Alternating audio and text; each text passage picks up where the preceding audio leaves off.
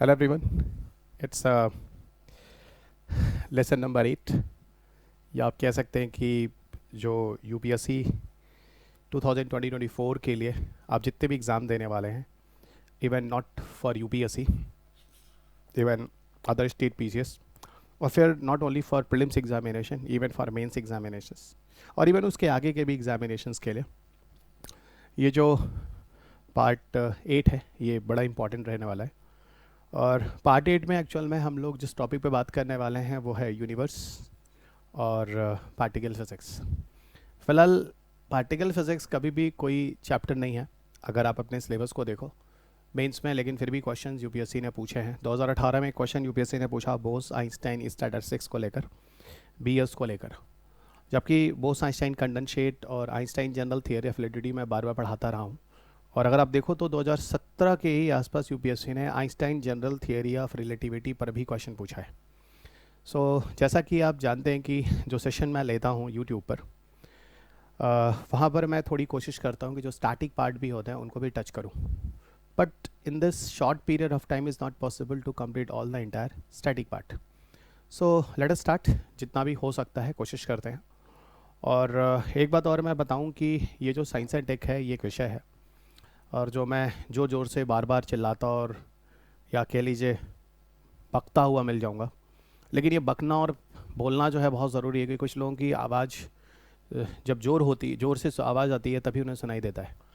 तो और वैसे भी इस सब्जेक्ट में करीब 15 क्वेश्चन रहते हैं, इस सब्जेक्ट में और इन्वायरमेंट में, और दोनों में मिला लो तो लगभग 30 प्लस क्वेश्चन जो मैं कहता हूँ उसमें से 20 क्वेश्चन आप आसानी से बना सकते हैं। जहाँ आपके एग्ज़ाम का मेरिट जो लगभग 37 क्वेश्चन 38 क्वेश्चन आ गया है, वहाँ अगर 35 क्वेश्चन आपके पेपर में साइंस टेक और इन्वायरमेंट से रहते हैं और 20 आप आसानी से बना सकते हैं, तो आपको बनाना चाहिए। और सिर्फ करना क्या है, सिर्फ मुझे सुन लो, मुझे पढ़ लो, और लास्ट टाइम में जो मेरे अपडेट होते हैं वो कर लो, यानी मेरा स्टैटिक कर लो ठीक से। वो जल्दीबाजी वाला नहीं, वो यूट्यूब पे ये 100 क्वेश्चन ये पढ़ लो ये हो जाएगा, वैसे नहीं है ना। और मैं थोड़ा शॉर्टकट वाला टीचर भी नहीं हूँ, मैं फिज़िकल भी पढ़ाता हूँ। मुझे पता है मुझे जो लोग यूट्यूब में हैं वो खासतौर से वही विद्यार्थी होते हैं जो मुझे सुनते हैं, जो मुझे जानते हैं, क्योंकि ये प्लेटफॉर्म अननोन लोगों के लिए जनरली होता नहीं है। अननोन लोगों को वही प्लेटफॉर्म चाहिए जहाँ पे 40-50 क्वेश्चन और 40-50 टॉपिक होते हों, ठीक है। आइए आगे बढ़ते हैं। और मुझे पता है कि ये प्लेटफॉर्म खासतौर से मेरे विद्यार्थियों के लिए है जो पिछले कई सालों से लगातार यूपीएससी दे रहे हैं, और कहीं ना कुछ वो मिस कर रहे हैं। तो ये एक सपोर्ट है जो मेरे अपने बच्चों के लिए है, जो लगातार मैं यूट्यूब के इस पैनल पर या चैनल पर आप कह सकते हैं लगातार आपको देता रहता हूँ। सो let us start with the class. और मैराथन पार्ट 8, पार्टिकल फिज़िक्स। मेरा नाम डॉक्टर रवि अग्रहरी है और आप मुझे पूर्वांचल आईएएस के ऑनलाइन प्लेटफॉर्म पर सुन रहे हैं। ये वो टेलीग्राम चैनल है जहाँ मैंने आप सबको बोला है, और वीडियो यूट्यूब पर जाने के ठीक पहले मैं इस टेलीग्राम चैनल पर इसके पीडीएफ को शेयर कर देता हूँ। पीडीएफ को करंट अफेयर्स में शेयर मैं ज़रूर करता हूँ, क्योंकि करंट अफेयर्स के टाइम में लास्ट मोमेंट ऑफ टाइम में इतना टाइम नहीं होता कि मेरे बच्चे जो हैं वो बैठकर नोट्स बनाएं, क्योंकि कुछ लोग तो ऐसे भी हैं जो सिर्फ नोट्स ही बना रहे हैं यूपीएससी में, और आज तक उनका नोट्स कभी पूरा हुआ नहीं है। तो वो भी मैं बार बार कहता हूँ कि यूपीएससी की प्रिपरेशन स्मार्ट तरीके से होती है, हार्ड वर्क बहुत ज़्यादा यहाँ करने की ज़रूरत नहीं। अगर स्मार्ट तरीके से आप तैयारी करते हैं तो आपका काम हो जाता है। तो ये स्मार्ट ही तरीका है कि लास्ट मोमेंट ऑफ टाइम में जो करंट अपडेट्स है उसको फटाफट आप पीपीटी के पीडीएफ से ही आप शेयर करें, जो इस टेलीग्राम मतलब फिर ख़त्म करें, नोट्स बनाने की ज़रूरत नहीं है।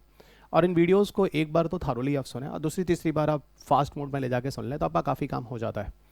और जैसा कि मैंने बोला कि कोशिश करता हूँ अगर कोई भी करंट अफेयर्स है तो उससे जुड़ा हुआ उसका स्टैटिक मैं ज़रूर डिस्कस करूँ, ओके, क्योंकि पूरा स्टैटिक डिस्कस कर पाना वो क्लासरूम का वर्क होता है, या फिर ऑनलाइन प्लेटफॉर्म पे जो मैं क्लास लेता हूँ वहाँ पर वर्क होता है, यहाँ पर सिर्फ इतना ही। टेलीग्राम चैनल ये है, ये पर्सनल है, और ख़ासतौर से आपको बताऊँ तो यही मेन टेलीग्राम चैनल है जहाँ पर मेरे सारे अपडेट्स होते हैं। यहीं पर आप पीडीएफ ले लो, अपना समय बचाओ। इसके अलावा फेसबुक पेज और इंस्टाग्राम पे भी मैं आपको मिल जाता हूँ, सोशल मीडिया प्लेटफॉर्म पर, और यूट्यूब्स जहाँ आप इन वीडियोज़ को लगातार सुन रहे हैं। चलिए स्टार्ट करते हैं। टॉपिक है यूनिट नंबर 8। बुक के हिसाब से मैं चल रहा हूँ, आपको पता होगा बुक में भी 8वां यूनिट जो है वो यूनिवर्स और पार्टिकल फिजिक्स ही है। क्या है इस टॉपिक में, सबसे पहले तो यहाँ पर लीगो इंडिया की बात होती है। देखो ये ग्रेविटेशनल वेव ऑब्जर्वेटरी है, ठीक है, ग्रेविटेशनल वेव ऑब्जर्वेटरी है। ग्रेविटेशनल वेव ऑब्जर्वेटरी है, और ये ना हमेशा इंपॉर्टेंट रहा है। और आपको बताऊं तो ग्रेविटेशनल वेव पर यूपीएससी ने कई बार क्वेश्चन पूछ लिया है, चाहे वो 2016 के आसपास का हो, जहाँ पर यूपीएससी ने ई लीज़ा का क्वेश्चन पूछा हुआ है। Okay, evolve laser interferometer space antenna. यही क्वेश्चन आगे 2017 के आसपास भी क्वेश्चन पूछा है कि merging of two black hole is giving the evidences of, तो मर्जिंग ऑफ ब्लैक होल वाला क्वेश्चन पूछा गया है। ये भी क्वेश्चन यूपीएससी ने रिपीट किया ग्रेविटेशनल वेव पर। और 2021 में भी फिर से यूपीएससी ने क्वेश्चन ई लीज़ा को फिर रिपीट मारा है, जहाँ पर ट्रायो स्पेसक्राफ्ट करके यूपीएससी ने क्वेश्चन दिया। अब देखो यहाँ पर जिन लोगों ने अगर स्टैटिक पढ़ा होता तो 2016 का क्वेश्चन फिर 2021 में रिपीट हुआ है, ठीक है। लेकिन प्रॉब्लम ये है कि साइंस एंड टेक कभी कोई सब्जेक्ट है ही नहीं, तो नहीं तो अगर आप ये क्वेश्चन देखते तो 16 का क्वेश्चन 21 में रिपीट हुआ है, ये आपको मिल जाता, ठीक है। और यहीं पर मर्जिंग आप ये ब्लैक होल वगैरह का भी क्वेश्चन, मतलब ग्रेविटेशनल वेव पे 3 क्वेश्चन तो मुझे दिख रहे हैं, ठीक है। 16, एक मेरे ख्याल से 17 है, 17 देख लेना, 18 के आसपास, जो ब्लैक होल के मर्जिंग से किस तरह की घटना के बारे में पता चलता है, तो वो ग्रेविटेशनल वेव था। ई लीज़ा प्रोजेक्ट जो है अंतरिक्ष में जो ग्रेविटेशनल वेव की स्टडी करने के लिए कुछ स्पेसक्राफ्ट का प्रोजेक्ट है। बट ई लीज़ा जो था शुरुआत में यूरोपियन स्पेस एजेंसी द्वारा लाया गया प्रोजेक्ट था, बाद में चलकर अमेरिका यानी नासा और ईएसए यूरोपियन स्पेस एजेंसी दोनों मिलकर काम करते हैं। ये सारा का सारा जो टॉपिक है ये एक्चुअल में मैं सिर्फ ये बता रहा हूँ कि देखो ये क्वेश्चंस कब का क्वेश्चन कब रिपीट हो रहा है, और ये आगे फिर 26, 27, 28, 30 में रिपीट होता है। तो ये करंट अफेयर्स मत बोलना, एक बार पढ़ लो, ये क्वेश्चन फिर देखो रिपीट हुआ है 21 में, ठीक है। अच्छा, तो लीगो क्या है? देखो लीगो क्या है आपको एक बात बताऊँ। लीगो एक मेन ऑब्जर्वेटरी है जिसका पूरा नाम है लेज़र इंटरफेरोमीटर। इसका पूरा नाम है laser interferometer gravitational wave observatory, gravitational wave observatory. Okay, it is a gravitational wave observatory. ये एक्चुअल में ग्रेविटेशनल वेव की स्टडी करने के लिए एक ऑब्जर्वेटरी बनाई गई है, ओके, लीगो करके। और लीगो जो है वो यूएस की मेन ऑब्जर्वेटरी है, ठीक है। यूएस में इसकी 2 जगह पे इसके साइट्स हैं लीगो के। एक है आपको मिलेगा हैनफर्ड जो कि वाशिंगटन में है, गॉट इट, हैनफर्ड जो कि वाशिंगटन में है। और दूसरा जो कि लिविंगस्टन में पड़ता है दोस्त, है ना, लिविंगस्टन जो लूसियाना में पड़ता है। ये दोनों शहर जो होते हैं, ये दोनों जो जगह हैं अमेरिका में, लगभग 3000 से ज़्यादा लगभग किलोमीटर की डिस्टेंस पे है।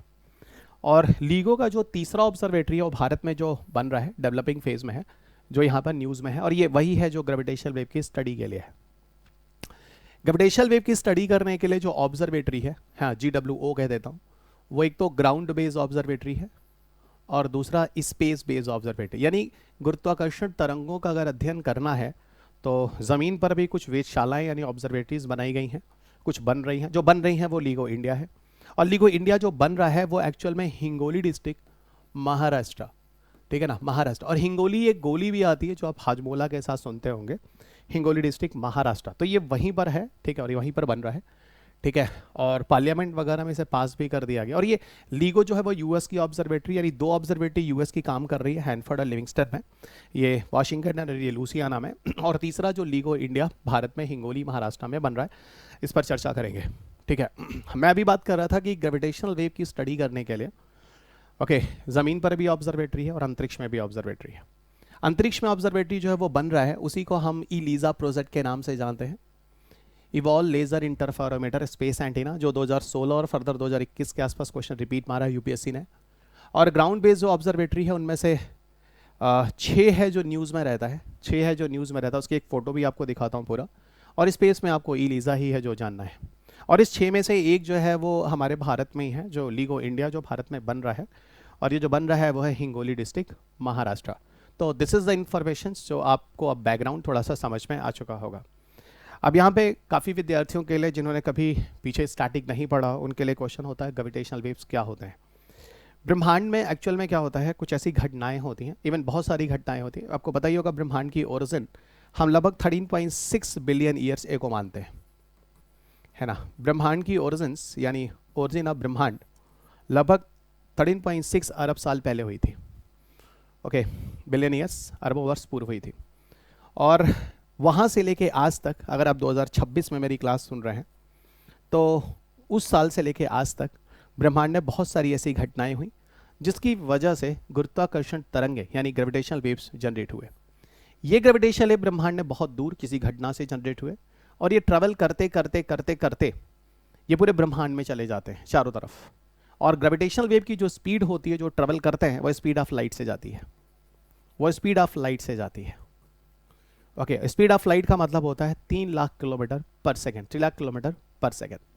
और ये चलते चलते चलते चलते कभी हमारे पृथ्वी से भी होकर गुजरता है और कभी अंतरिक्ष में उस जगह से भी होकर गुजरेगा जहां पर लीजा 3 स्पेसक्राफ्ट को लगाया जा रहा है। अभी भविष्य में लगाएंगे, 30 के बाद ही लगेगा, ये 35 मान के चलो, इसमें काफ़ी टाइम लगना है। और यहाँ से जब ग्रेविटेशनल वेव ट्रेवल होकर निकलते हैं जो ब्रह्मांड में किसी घटना से चल के आ रहे हैं, हो वो करोड़ों अरबों साल पहले की कोई घटना है या लाखों साल पहले की घटना है, हज़ारों साल और पहले की घटना है, जिन्हें ग्रेविटेशनल वो ट्रेवल करते करते करते आज पृथ्वी से गुजरते हैं। जब आज पृथ्वी से गुजरते हैं तो यही ऑब्जर्वेटरी जो मैं आपको बता रहा था, ग्राउंड बेस्ड ऑब्जर्वेटरी जो सेटअप है, उसमें 2-3 जो भी लगाने वाले और 3-4 जो करीब करीब लग चुके हैं, ठीक है, ये उनकी स्टडी करते हैं और बताते हैं कि ब्रह्मांड में जो वेव्स आ रही है किस घटना से आ रही हैं, कितने साल पहले से आ रही हैं, कितनी दूर से आ रही हैं। तो यानी हम समय में काफ़ी पीछे जा सकते हैं। यानी अगर हमें समय में पीछे जाना है, ब्रह्मांड में पीछे की गतिविधियों को समझना है, तो उनको समझने के लिए हमें ग्रेविटेशनल वेव की स्टडी करना ज़रूरी है।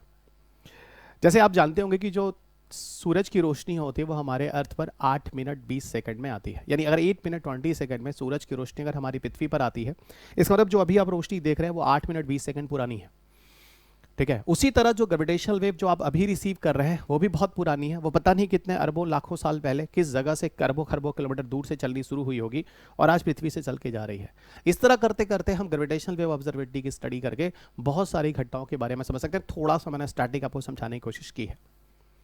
तो उसी ग्रेविटेशनल वेव की स्टडी करने के लिए ये लीगो इंडिया जो है, ये लीगो इंडिया जो है जहाँ पर भारत हिंगोली डिस्ट्रिक्ट महाराष्ट्र में अपना ऑब्जर्वेटरी लगा रहा है, ठीक है।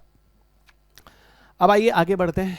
लीगो इंडिया के बारे में काफ़ी कुछ मैंने आपको बता दिया, स्पेशली ग्रेविटेशन वेव से जुड़ी हुई चीज़ें। जिन्होंने स्टैटिक किया है उनको बेहतरीन तरीके से समझ में आ रहा होगा कि जो चीज़ें मैंने बोली हैं वो क्या बोली हैं। लीगो इंडिया के बारे में आइए बात करते हैं। लीगो इंडिया, अब लीगो मेरे ख्याल से आपको समझ में आ चुका है, laser interferometer gravitational wave observatory है। ये ऑब्जर्वेटरी जो है वो गुरुत्वाकर्षण तरंगों यानी ग्रेविटेशनल वेव की स्टडी के लिए है। 2 बड़े ऑब्जर्वेटरी हैं जो लीगो के लग चुके हैं, वो मैंने आपको बता ही दिया, अमेरिका का है। एक हैनफोर्ड है जो कि वाशिंगटन में है और दूसरा लिविंगस्टन जो कि लुसियाना में है। और इनकी मदद से हम लोग यहाँ क्या करने वाले हैं, ग्रेविटेशनल वेव की स्टडी करने वाले हैं। इनमें एक सबसे इंपॉर्टेंट इंस्ट्रूमेंट होता है जिसका नाम होता है इंटरफेरोमीटर। और इंटरफेरोमीटर की ही स्टडी इन्फेक्ट्रोमेट्री कह सकते हैं आप, की मदद से हम लोग कोशिश करते हैं ग्रेविटेशनल वेव को समझने के लिए।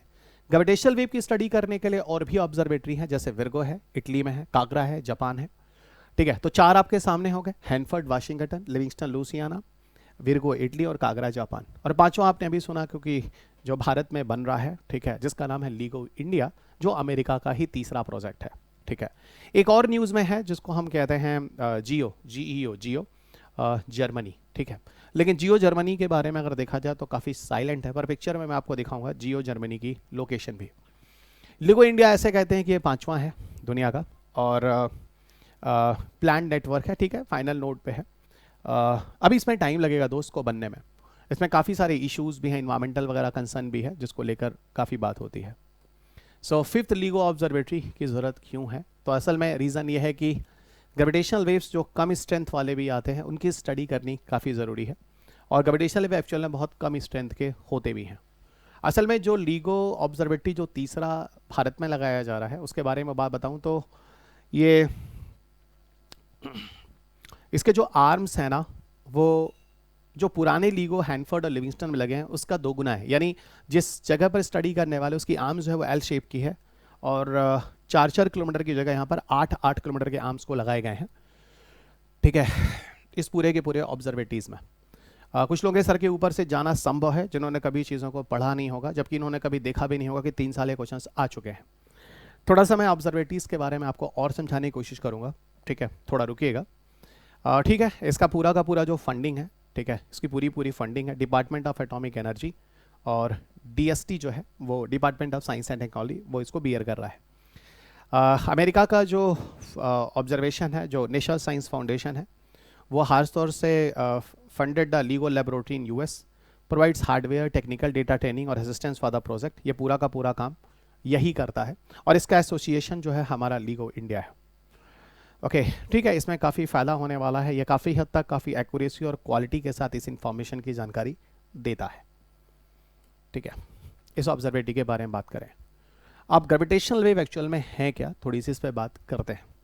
देखो, अगर हम बात करें कि ब्रह्मांड में कुल कितने फोर्सेस होते हैं, यानी ये ब्रह्मांड जो है वो कितने बलों से मिलकर बना हुआ है, या ब्रह्मांड, I can tell you like this universe exist because of 4 natural forces. तो 4 प्राकृतिक बल हैं जिसकी वजह से ब्रह्मांड है। अब आप पूछोगे सर ये प्राकृतिक बल नेचुरल फोर्स कहाँ से आते हैं, नेचर है, तो इस पर बताना क्या है। आप मान लीजिए जिससे धर्म मजहब के हैं, जात पात के हैं, जो भी है, मान लीजिए श्री रामचंद्र जी लाए हैं, अल्लाह भगवान लाए हैं, जो भी मान लीजिए, ईशा मसीह लाए हैं, गुरु नानक देव लाए हैं, नेचर है, जो भी मान लीजिए नेचुरल है। तो ये ग्रेविटेशनल वेव्स हैं, ठीक है, तो सब ईश्वर है ना, जो नेचर है, जो भी समझिए। ग्रेविटेशनल वेव्स को समझने के लिए पहले आपको थोड़ा सा ग्रेविटेशनल फोर्स के बारे में समझना होगा। ये उन बच्चों के लिए जिन्होंने कभी साइंस अटैक ठीक से नहीं पढ़ा है, और या फिर उनको ये बताया गया हो कि साइंस अटैक सिर्फ करंट अफेयर्स होता है, ये उनके लिए है। बाकी तो आप में से काफ़ी स्टूडेंट जानते हैं, समझिएगा, चलो पहली बार सुन रहे हैं इन चीज़ों को। ब्रह्मांड 4 नेचुरल फोर्सेस से मिलकर बना है, तो 4 नेचुरल फोर्सेस, या एक काम करता हूँ मैं, आपको एक अलग से मैं एक स्लाइड ही खोल लेता हूँ और उसमें आपको समझाने की कोशिश करता हूँ, क्योंकि थोड़ा मैं कोशिश करता हूँ कि जब पढ़ाऊँ तो समझ में आए, और ख़ास तौर से वही बच्चे जो थोड़ा ठीक से, है ना, जल्दीबाजी में नहीं है, वही लोग यहाँ आए, ठीक है, ये मेरी गुजारिश है, क्योंकि थोड़ा टाइम लगता है मुझे पढ़ाने में। मैंने अभी बोला कि जो ब्रह्मांड है वो 4 नेचुरल फोर्सेस से मिलकर बना हुआ है। सो ब्रह्मांड is made up by 4 natural forces, ठीक है, 4 प्राकृतिक बल हैं। उसमें से एक जिसे हम कहते हैं ग्रेविटेशनल फोर्स, एक जिसे हम कहते हैं ग्रेविटेशनल फोर्स, दूसरा जिसको हम कहते हैं इलेक्ट्रोमैग्नेटिक फोर्स, इलेक्ट्रोमैग्नेटिक फोर्स, तीसरा जिसे हम कहते हैं बच्चा स्ट्रॉन्ग फोर्स, स्ट्रॉन्ग फोर्स, और चौथा जिसे हम कहते हैं वीक फोर्स, चौथा से हम कहते हैं वीक फोर्स। तो ब्रह्मांड 4 नेचुरल फोर्सेस से मिलकर बना हुआ है, ठीक है। अगर आप साइंस अटैक की मैग्रा-हिल वाली बुक पढ़ेंगे जो लिखी है, मैंने कोशिश की, उसमें सारी चीज़ों को मैंने ठीक से समझाने की कोशिश की है, यूनिवर्स और पार्टिकल फिजिक्स में, ठीक है। सो ये 4 नेचुरल फोर्सेस हैं जो ब्रह्मांड में मौजूद हैं। ग्रेविटेशनल फोर्स को मैं थोड़ा सा स्पेसिफाई कर रहा हूँ, क्योंकि मुझे पहुँचना है ग्रेविटेशनल वेव की जगह, है ना, कहाँ पहुँचना है, ग्रेविटेशनल वेव्स को समझाना है, गुरुत्वाकर्षण तरंगों को समझाना है, ठीक है। ग्रेविटेशनल वेव फोर्स जो होता है एक तरह का अट्रैक्शनल फोर्स होता है, अट्रैक्शन फोर्स होता है, या अट्रैक्शनल फोर्स है। और ये अट्रैक्शनल फोर्स जो होता है वो एक्चुअल में 2 बड़े सेलेस्टिकल बॉडी के बीच लगने वाला एक अट्रैक्शन फोर्स है, ठीक है। जैसे मान लो एक अर्थ है और एक मून है, इसके बीच लगने वाला एक ग्रेविटेशनल फोर्स होता है। बचपन से आप पढ़ रहे होगे, क्लास 6 7 की एनसीईआरटी जब आप ज्योग्राफी पढ़ते होगे तो उसमें लिखा होगा इसी की वजह से मून अर्थ को खींचता है, अर्थ मून को अपनी तरफ खींचता है, और वो जो बल होता है उसको कहते हैं गुरुत्वाकर्षण बल, और उसकी वजह से, है ना, एक फोर्स है। अब ये फोर्स जो है अब दोनों को अपनी तरफ एक दूसरे को खींच रहा है, लेकिन दोनों इतने भारी हैं कि कहीं जाते नहीं हैं। तो उसी जगह पर अगर देखो तो जो पानी होता है वो हल्का होता है, इसलिए पानी जो होता है वो उठता और गिरता है, इसी को हम कहते हैं टाइड्स। यानी ये बताया गया कि ग्रेविटेशनल फोर्स की वजह से ही टाइड्स आते हैं, ठीक है। और ये बड़े बड़े ऑब्जेक्ट्स यानी सेलेस्टिकल बॉडीज़ या निकाय या पिंडों के बीच लगने वाला एक तरह का आकर्षण बल है, ठीक है। अब मान लो ऐसी एक ये ब्लैक होल है, ठीक है, एक ब्लैक होल है, एक ब्लैक होल। अब ब्लैक होल क्या होता है, ब्लैक होल ब्रह्मांड में वो जगह होती हैं जहाँ का डेंसिटी, मास बहुत ज़्यादा होता है, ठीक है, और वहाँ का जो स्पेस टाइम होता है वो बेंड होता है, ठीक है। यानी कहने का मतलब है, जैसे मान लो मेरे हाथ में एक रुमाल है, ठीक, एक रुमाल है, और उस रुमाल पे मैंने ना बहुत सारे अलग अलग मास की चीज़ों को रख दिया, द्रव्यमान की चीज़ों को रख दिया, जहाँ पर मास ज़्यादा होगा वहाँ पर बेंड ज़्यादा होगा, ठीक है ना।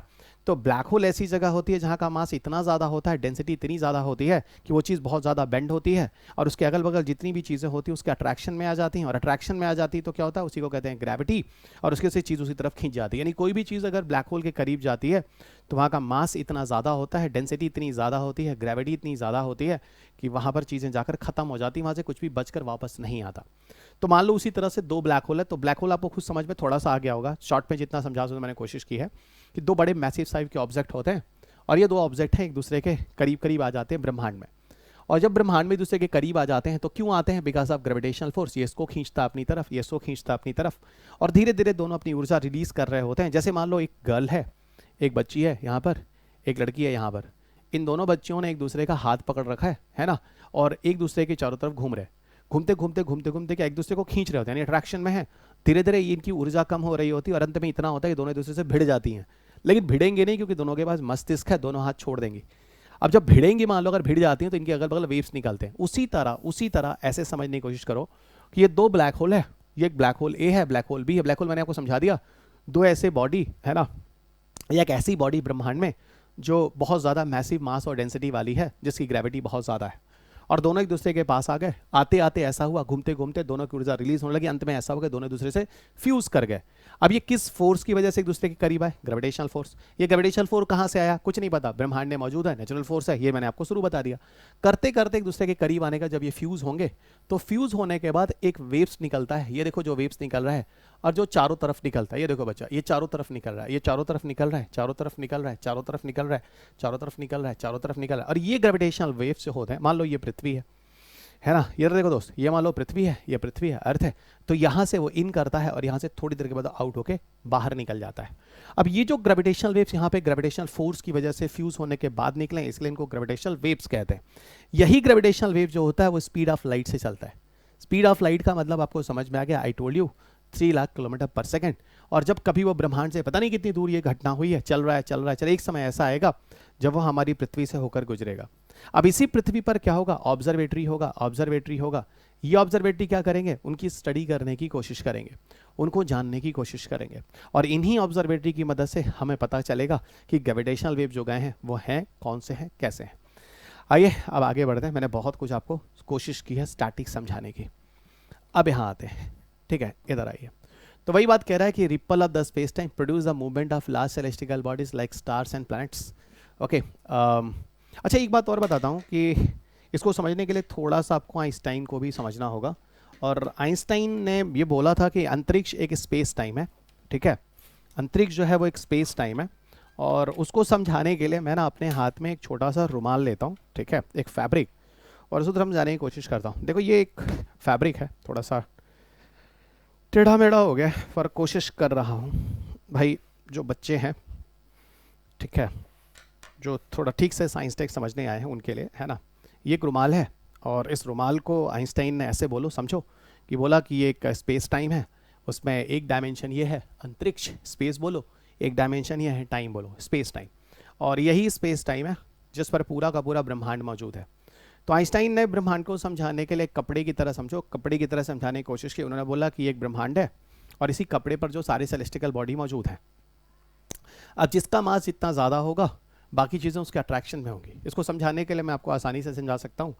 अगर मैं आपको लिए चलूँ दोस्त, सन हमारा सोलर सिस्टम, और मैं पूछूँ ये बताओ हमारा जो सन है उसके साथ जो बाकी सारे प्लैनेट्स हैं, ठीक है, उसमें सबसे ज़्यादा मास किसका है? आप बोलोगे सन का है। तो जब सन का मास सबसे ज़्यादा है तो यहाँ पर सन सबसे ज़्यादा बेंड है, और अगल बगल जो सेलेस्टिकल बॉडी है वो इस कर्व पे है, ठीक है, मतलब समझ लो कुछ इस तरीके से, ठीक है।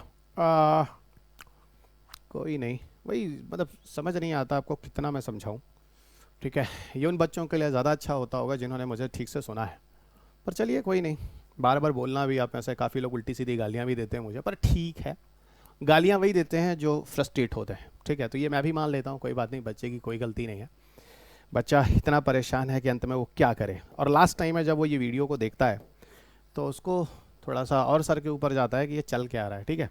और उसको पता ही नहीं है कि Einstein general theory of relativity UPSC ने 2018 में पूछा है, ठीक है, क्योंकि कभी उसको कभी ये चीज़ें दिखाई नहीं गई, ठीक है। जब नहीं दिखाएगी इसमें बच्चे की गलती भी नहीं है, क्योंकि बच्चा वैसे भी क्वेश्चन पेपर कहाँ देखता है। अगर बच्चा क्वेश्चन पेपर देख लेता तो एक बार में सेलेक्ट नहीं हो जाता, और उसको यूपीएससी में समझ नहीं आता कि हर सब्जेक्ट में क्या चाहिए। ये देखो ये एक कपड़ा है, ठीक है, एक कपड़ा है जिसको आप स्पेस समझो, है ना, इस डायमेंशन को आप स्पेस समझो और इस डायमेंशन को टाइम समझो। ये वही चीज़ है जो आइंस्टाइन ने बोला है, ठीक है। छूट में वीडियो काफ़ी लंबा हो रहा है, ठीक है। कुछ लोग ये भी गुस्सा कर रहे होंगे, सर 1 घंटे में बता देते, 10 घंटे में 10 मिनट में बता देते ज़्यादा अच्छा था। ठीक है, क्या करें, हमसे होता ही नहीं, 10 घंटे में साइंस अटैक पूरा। अब ये देखो ये एक बॉल है, ये एक बॉल है, एक बॉल है, ठीक है, 3 बॉल हैं, और ये मान लो एक कपड़ा, यही जो मैं ऐसे समझा रहा था, ये कपड़े ही समझो, ठीक है। 2 डायमेंशन स्पेस टाइम हो गया। आपको समझ में आ रहा होगा इसका मास सबसे ज़्यादा है, क्योंकि यहाँ पर ए है, ये एक बी बॉल है और ये एक सी बॉल है, ठीक है, सी बॉल है। और ये दिख रहा होगा सबसे ज़्यादा बेंड है ना, ये सबसे ज़्यादा बेंड है, ठीक है, क्योंकि इसका मास सबसे ज़्यादा है। तो मास सबसे ज़्यादा है, इसका मास सबसे अच्छा, ये सबसे कम बेंड है, इसका मतलब इसका मास सबसे कम है, इसका मास सबसे कम है। और अगर इसका मास सबसे ज़्यादा, और मान लो यहाँ पर कोई सेलेस्टिकल बॉडी है, ठीक से समझ लो भाई, है ना, इधर देखो, इधर देखो, है ना, ठीक है। ये कोई सेलेस्टिकल बॉडी है। तो अब देखो ये ना इसके अट्रैक्शन में, इसके अट्रैक्शन में ये देखो, इसी को ग्रेविटी बोलते हैं, इसी को ग्रेविटी कहते हैं। अब यही मान लो ये सन है, सन का अपना एक मास है, कर्व है, और ये मास अगर जितना ज़्यादा है उतनी ग्रेविटी ज़्यादा होगी, ठीक है। तो मान लो ये सन है और ये हमारे सारे के सारे बुध शुक्र पृथ्वी मंगल बृहस्पति शनि जो बोलते हो वो सारे के सारे प्लैनेट हैं, ये इसके चारों तरफ घूम रहे हैं, इसके चारों तरफ घूम रहे हैं, इसके चारों तरफ घूम रहे हैं। ये लॉजिक आपको समझ में यहाँ आ गया कि भाई हमारी जो पृथ्वी है वो सूर्य के चारों तरफ क्यों घूमती है। क्या बात आइंस्टाइन ने बोला, स्पेस। आइंस्टाइन ने बोला कि ब्रह्मांड जो है एक स्पेस टाइम है, ब्रह्मांड जो है एक स्पेस टाइम है, ठीक है। और जितने भी मैटर्स होते हैं, मैटर्स, अब मैटर भी नहीं समझ में आता। मैटर वो सारी चीज़ें होती हैं जिनमें मास होता है और जो एक जगह ऑक्यूपाई करते हैं। इसीलिए कहता है एक बार पार्टिकल फिजिक्स मुझे सुन लेना ठीक से, ठीक है, वो आपको समझ में आ जाएगा। जगह जैसे मैं हूँ, मैं एक मैटर हूँ, आप एक मैटर हैं, मेरा एक मास है, उस ब्रह्मांड ने मैंने एक जगह घेर रखी है, तो मैं भी एक मैटर हो गया, ठीक है। और इसी मैटर के चारों तरफ क्या होता है, सारे के सारे सेलेस्टिकल बॉडीज होते हैं जो मौजूद होते हैं, ठीक है। अच्छा, सब कुछ ब्रह्मांड में इसी मतलब स्पेस टाइम में है। अच्छा, इसी कंसेप्ट को देखो तो आपको यहीं पर ब्लैक होल भी दिख सकता है। अच्छा, अब एक बात बताओ, अगर मैं एक कपड़ा ले लूँ, समझो, है ना, स्पेस टाइम्स को मान लो, और इस पर मैं अर्थ को और मून को रख दूँ, ये बताओ अर्थ और मून में किसका मास ज़्यादा है। तो आप खुद कहोगे सर अर्थ का मास ज़्यादा है। तो अर्थ का मास ज़्यादा है तो मून क्या है, उसके चारों तरफ अट्रैक्शन है। अब ये समझ में आ गया होगा कैसे। अच्छा, यहीं पर आप ब्लैक होल भी समझ सकते हो। जानते हो क्या बच्चा, अगर ये जो मास है ना, इसको मैं कई लाख गुना बढ़ा दूँ तो ये जो कर्व होगा ना, ये इतना अट्रैक्शन नहीं होगा, कर्व सीधा स्ट्रेट हो जाएगा ऐसे, और कोई भी चीज़ यहाँ आएगी ना, खट से उसमें घुस जाएगी और वो जगह फिर बन जाएगा ब्लैक होल। तो सर इसका मतलब क्या सन भी ब्लैक होल बन सकता है? बन सकता है, पर कंडीशन है कि सन का मास जो आज है उसका मिलियन टाइम्स और मास बढ़ा दो, ठीक है। ना तो सन का मास बढ़ाओ, ठीक है, और ना तो कुछ उल्टा सीधा करो, ना तो सन को ब्लैक होल बनाओ, और ना तो पृथ्वी को वहाँ ले जाके भिड़ाओ, नहीं तो दिक्कत हो जाएगी, ठीक है। ना आप बचोगे, ना यूपीएससी बचेगी, ना पृथ्वी बचेगा। तो अभी ज़्यादा नहीं सोचते हैं और सन को ब्लैक होल नहीं बनने देते हैं। और सन को ब्लैक होल बनने के लिए सन का मास जो होगा वो बहुत ज़्यादा बढ़ाना होगा। अब मेरे ख्याल से कई बार चीज़ें रिपीट हो रही हैं, अब तो भाई आँख खोल लो, अब तो चीज़ें समझ लो। और ये चीज़ आइंस्टाइन ने 2015 में ही बताई थी, जब आइंस्टाइन ओहो 1915 में, ठीक है, जब ग्रेविटेशनल वेव पढ़ाना होता है तो मैं उस समय एक चीज़ बताता हूँ, जानते हो क्या? आइंस्टाइन एक चीज़ पढ़ाता हूँ, उसका नाम है आइंस्टाइन, और बड़ा इंपॉर्टेंट है भाई आइंस्टाइन, हमेशा एग्जाम के लिए। Einstein special theory of relativity, ठीक है। आइंस्टाइन ने स्पेशल थियरी ऑफ रिलेटिविटी दिया था, और ये कॉन्सेप्ट आइंस्टाइन ने दिया था 1905 में, पर इसमें कुछ गलतियां उन्होंने की थी, जिसको उन्होंने आगे चलकर 1915 में जिन्होंने दूसरी थियरी दी, जिसका नाम है Einstein general theory of relativity. फिलहाल दे तो दिया था ना 2014 में, पर पेपर पब्लिश होने में एक साल लग गया था, इसलिए 1915 ही मानते। जनरल थियरी ऑफ रिलेटिविटी में आइंस्टाइन ने बहुत सारी चीज़ों के बारे में बताया, और उसमें उन्होंने ये भी बताया कि जो ब्रह्मांड है वो एक अंतरिक्ष समय है, और इसी के चारों तरफ जो होते हैं इनमें मैटर्स होते हैं, सारी दुनिया होती है। और उन्होंने बोला कि समय के साथ इस ब्रह्मांड में सब कुछ बदल रहा होता है, जनरल थियरी ऑफ रिलेटिविटी के अंतर्गत। और जनरल थियरी ऑफ रिलेटिविटी के अंतर्गत उन्होंने बड़ा अच्छा कंसेप्ट भी दिया था, light bends due to effect of gravity.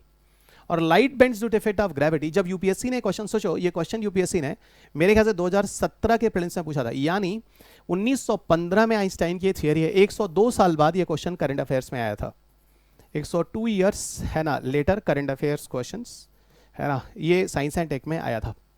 102 साल बाद ये क्वेश्चन करंट अफेयर्स में यूपीएससी ने दिया, ठीक है, 2017 में। अब देखो, अगर जिन्होंने जनरल थियरी, और वैसे भी बताऊं आप ऐसे काफ़ी बच्चे होंगे जिन्होंने 10th 10th में या 11th 12th में साइंस पढ़ा होगा, और उन्होंने जनरल थियरी ऑफ रिलेटिविटी ये भी पढ़ा होगा, और वो मुस्कुरा रहे होंगे, सर क्या मजाक कर रहे हैं, ठीक है। ये तो चीज़ हमने आज से 10 साल पहले जब 10th किया था, 12th किया था, या 6-7 साल पहले, तो मैंने वहीं पढ़ लिया था, ठीक है, एग्जैक्टली बच्चा, क्योंकि ये थियरी बहुत पुराना है, 1915 में। और बताओ, इसी थियरी में, जनरल थियरी ऑफ रिलेटिविटी के टाइम में ही आइंस्टाइन ने क्या कमाल की बात बोली, ब्रह्मांड में ग्रेविटेशनल वेव की मौजूदगी के बारे में भी बताया। बाप रे बाप, सोचो उस जमाने में ना तो कोई इंस्ट्रूमेंट था, ठीक है, ना तो चीजें थी, रिसर्च कर सकते थे, ना पैसा था। ग्रेविटेशनल वेव ढूंढा कब गया पहली बार? 2014 में। कितना इंटरेस्टिंग है ना।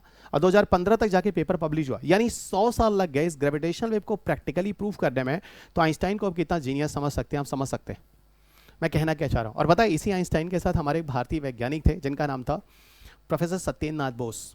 सत्येंद्रनाथ बोस आइंस्टाइन के कोर ग्रुप के मेंबर थे, साइंटिस्ट ग्रुप के मेंबर थे, और इन दोनों ने मिलकर ही एक 5th स्टेट ऑफ मैटर को ढूंढा था। याद रखना, आगे वाले समय में आएगा जरूर। पदार्थ का 5वीं अवस्था जो होती है, 3 अवस्था तो आप सब जानते हैं, सॉलिड, लिक्विड और गैस। चौथा भी जानते होंगे, प्लाज्मा। और 5वां जिसको हम कहते हैं बोस आइंस्टाइन कंडेंसेट, है ना, कंडेंसेट। और इसी बोस-आइंस्टाइन कंडेंसेट के बिहेवियरल एक्टिविटीज को समझने के लिए ही इन दोनों ने बोस-आइंस्टाइन स्टैटिस्टिक्स की बात की थी, जो यूपीएससी ने 2018 के मेंस में पूछा था।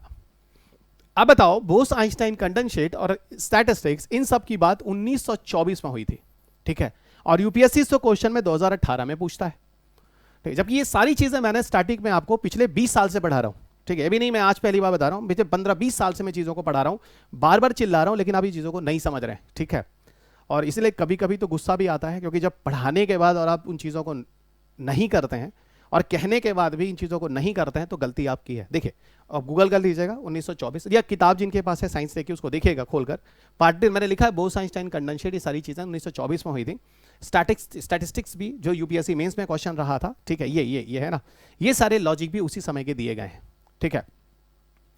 काफ़ी हद तक मैंने आपको बहुत कुछ समझाया। एक छोटा सा टॉपिक ग्रेविटेशनल वेव को समझाने के चक्कर में मैं आपको Einstein, light bends due to effect of gravity, ये सारे कॉन्सेप्ट भी बताए जो यूपीएससी ने 2017 के प्रीलिम्स में भी पूछा गया है, और इसी बिहेवियर पर जाकर बोस-आइंस्टाइन स्टैटिस्टिक्स की चर्चा होती है जो 2018 के मेंस में भी पूछा गया है, ठीक है। पता नहीं आप में से कितने लोगों ने शायद 4 बार यूपीएससी दिया भी होगा, कुछ ने मेंस इंटरव्यू भी लिखा होगा, पर ये क्वेश्चन देखा था कि नहीं देखा था, ठीक है। आइए अब बैक होते हैं थोड़ा सा और अपने टॉपिक्स की तरफ आते हैं जिस पर हम चर्चा कर रहे थे। देखिए, अब मैं आपको बता सकता हूँ कि ये रिप्पल वगैरह जो चीज़ें लिखी थी वो एक्चुअल में वही लिखी थी। ये जो कपड़ा था, इस पे जो होता है, अगर मान लो कि ब्लैक होल है, 2 ब्लैक होल है, मर्ज होते हैं कपड़े के ऊपर, तो और मर्ज होने के बाद जब ग्रेविटेशनल वेव निकलते हैं तो वो कपड़े को ऐसे, जैसे नहीं एक ईंट क्या कड़ हम पानी में डालते हैं तो रिप्पल्स की तरह पानी बह चलता है, एग्जैक्टली वैसा ही स्पेस टाइम की तरह की एक्टिविटीज़ जनरेट होती है यहाँ पर भी ब्रह्मांड में, और ये बड़े सेलेस्टिकल बॉडी की वजह से ही जनरेट होती है, जैसे स्टार्स वगैरह हैं या प्लैनेट्स वगैरह हैं, इन्हीं की एक्टिविटीज़ की वजह से सारी चीज़ें होती हैं, ठीक है। और इन सब की मदद से हम ब्रह्मांड को और ज़्यादा समझने की कोशिश करेंगे। और ये देखो लिखा भी है, 100 ईयर पहले इस सब चीज़ों के बारे में जनरल थियरी ऑफ रिलेटिविटी में ही बता दिया गया था। पहली बार 2014-15 में जाकर प्रूव हुआ कि ग्रेविटेशनल वेव होता है। अमेरिका के जो ऑब्जर्वेटरी जो भी हम बात कर रहे थे, लिविंगस्टन लुसियाना और हैनफर्ड वाशिंगटन, वहाँ पर जाकर इन चीज़ों के बारे में पता चलता है। लीगो इंडिया साइट्स पे हम बात करेंगे, फिलहाल अभी ये डेवलपिंग फेज में, इसमें टाइम लगेगा, ऐसा कहते हैं कंप्लीशन है 2030 में इसमें। और ये जगह इसलिए डिसाइड की गई क्योंकि यहाँ पर जो सिस्मिक एक्टिविटी होती है वो बहुत कम होती है, ठीक है, यहाँ की जगह पर। और आपको बताऊँ, एक छोटा सा वाइब्रेशन भी, ठीक है, जो होता है वो पूरे ग्रेविटेशनल वेव की स्टडी करने में डिस्टर्बेंसेस पैदा कर सकता है। जोग्राफिकल इम्पैक्ट है, 430 एकड़ की जगह है, 6 विलेजेस हैं, फिलहाल उसके जानने की जरूरत नहीं है। 4 किलोमीटर का आर्म्स है, वैक्यूम चैम्बर है, हाईली रिफ्लेक्टिव मिरर्स है, फॉर प्रिसाइज डिटेक्शंस हैं, ठीक है, बहुत सारी चीज़ें हैं। मैंने अभी बोला कि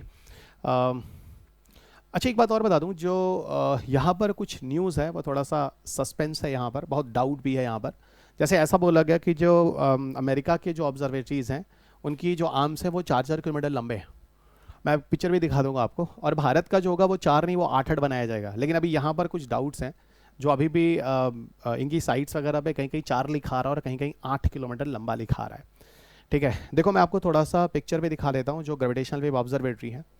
डिजिटल बोर्ड का एक फ़ायदा तो होता ही होता है, तो मैं आपको थोड़ा सा उन पिक्चर्स को दिखाता हूँ। सी हियर गाइस,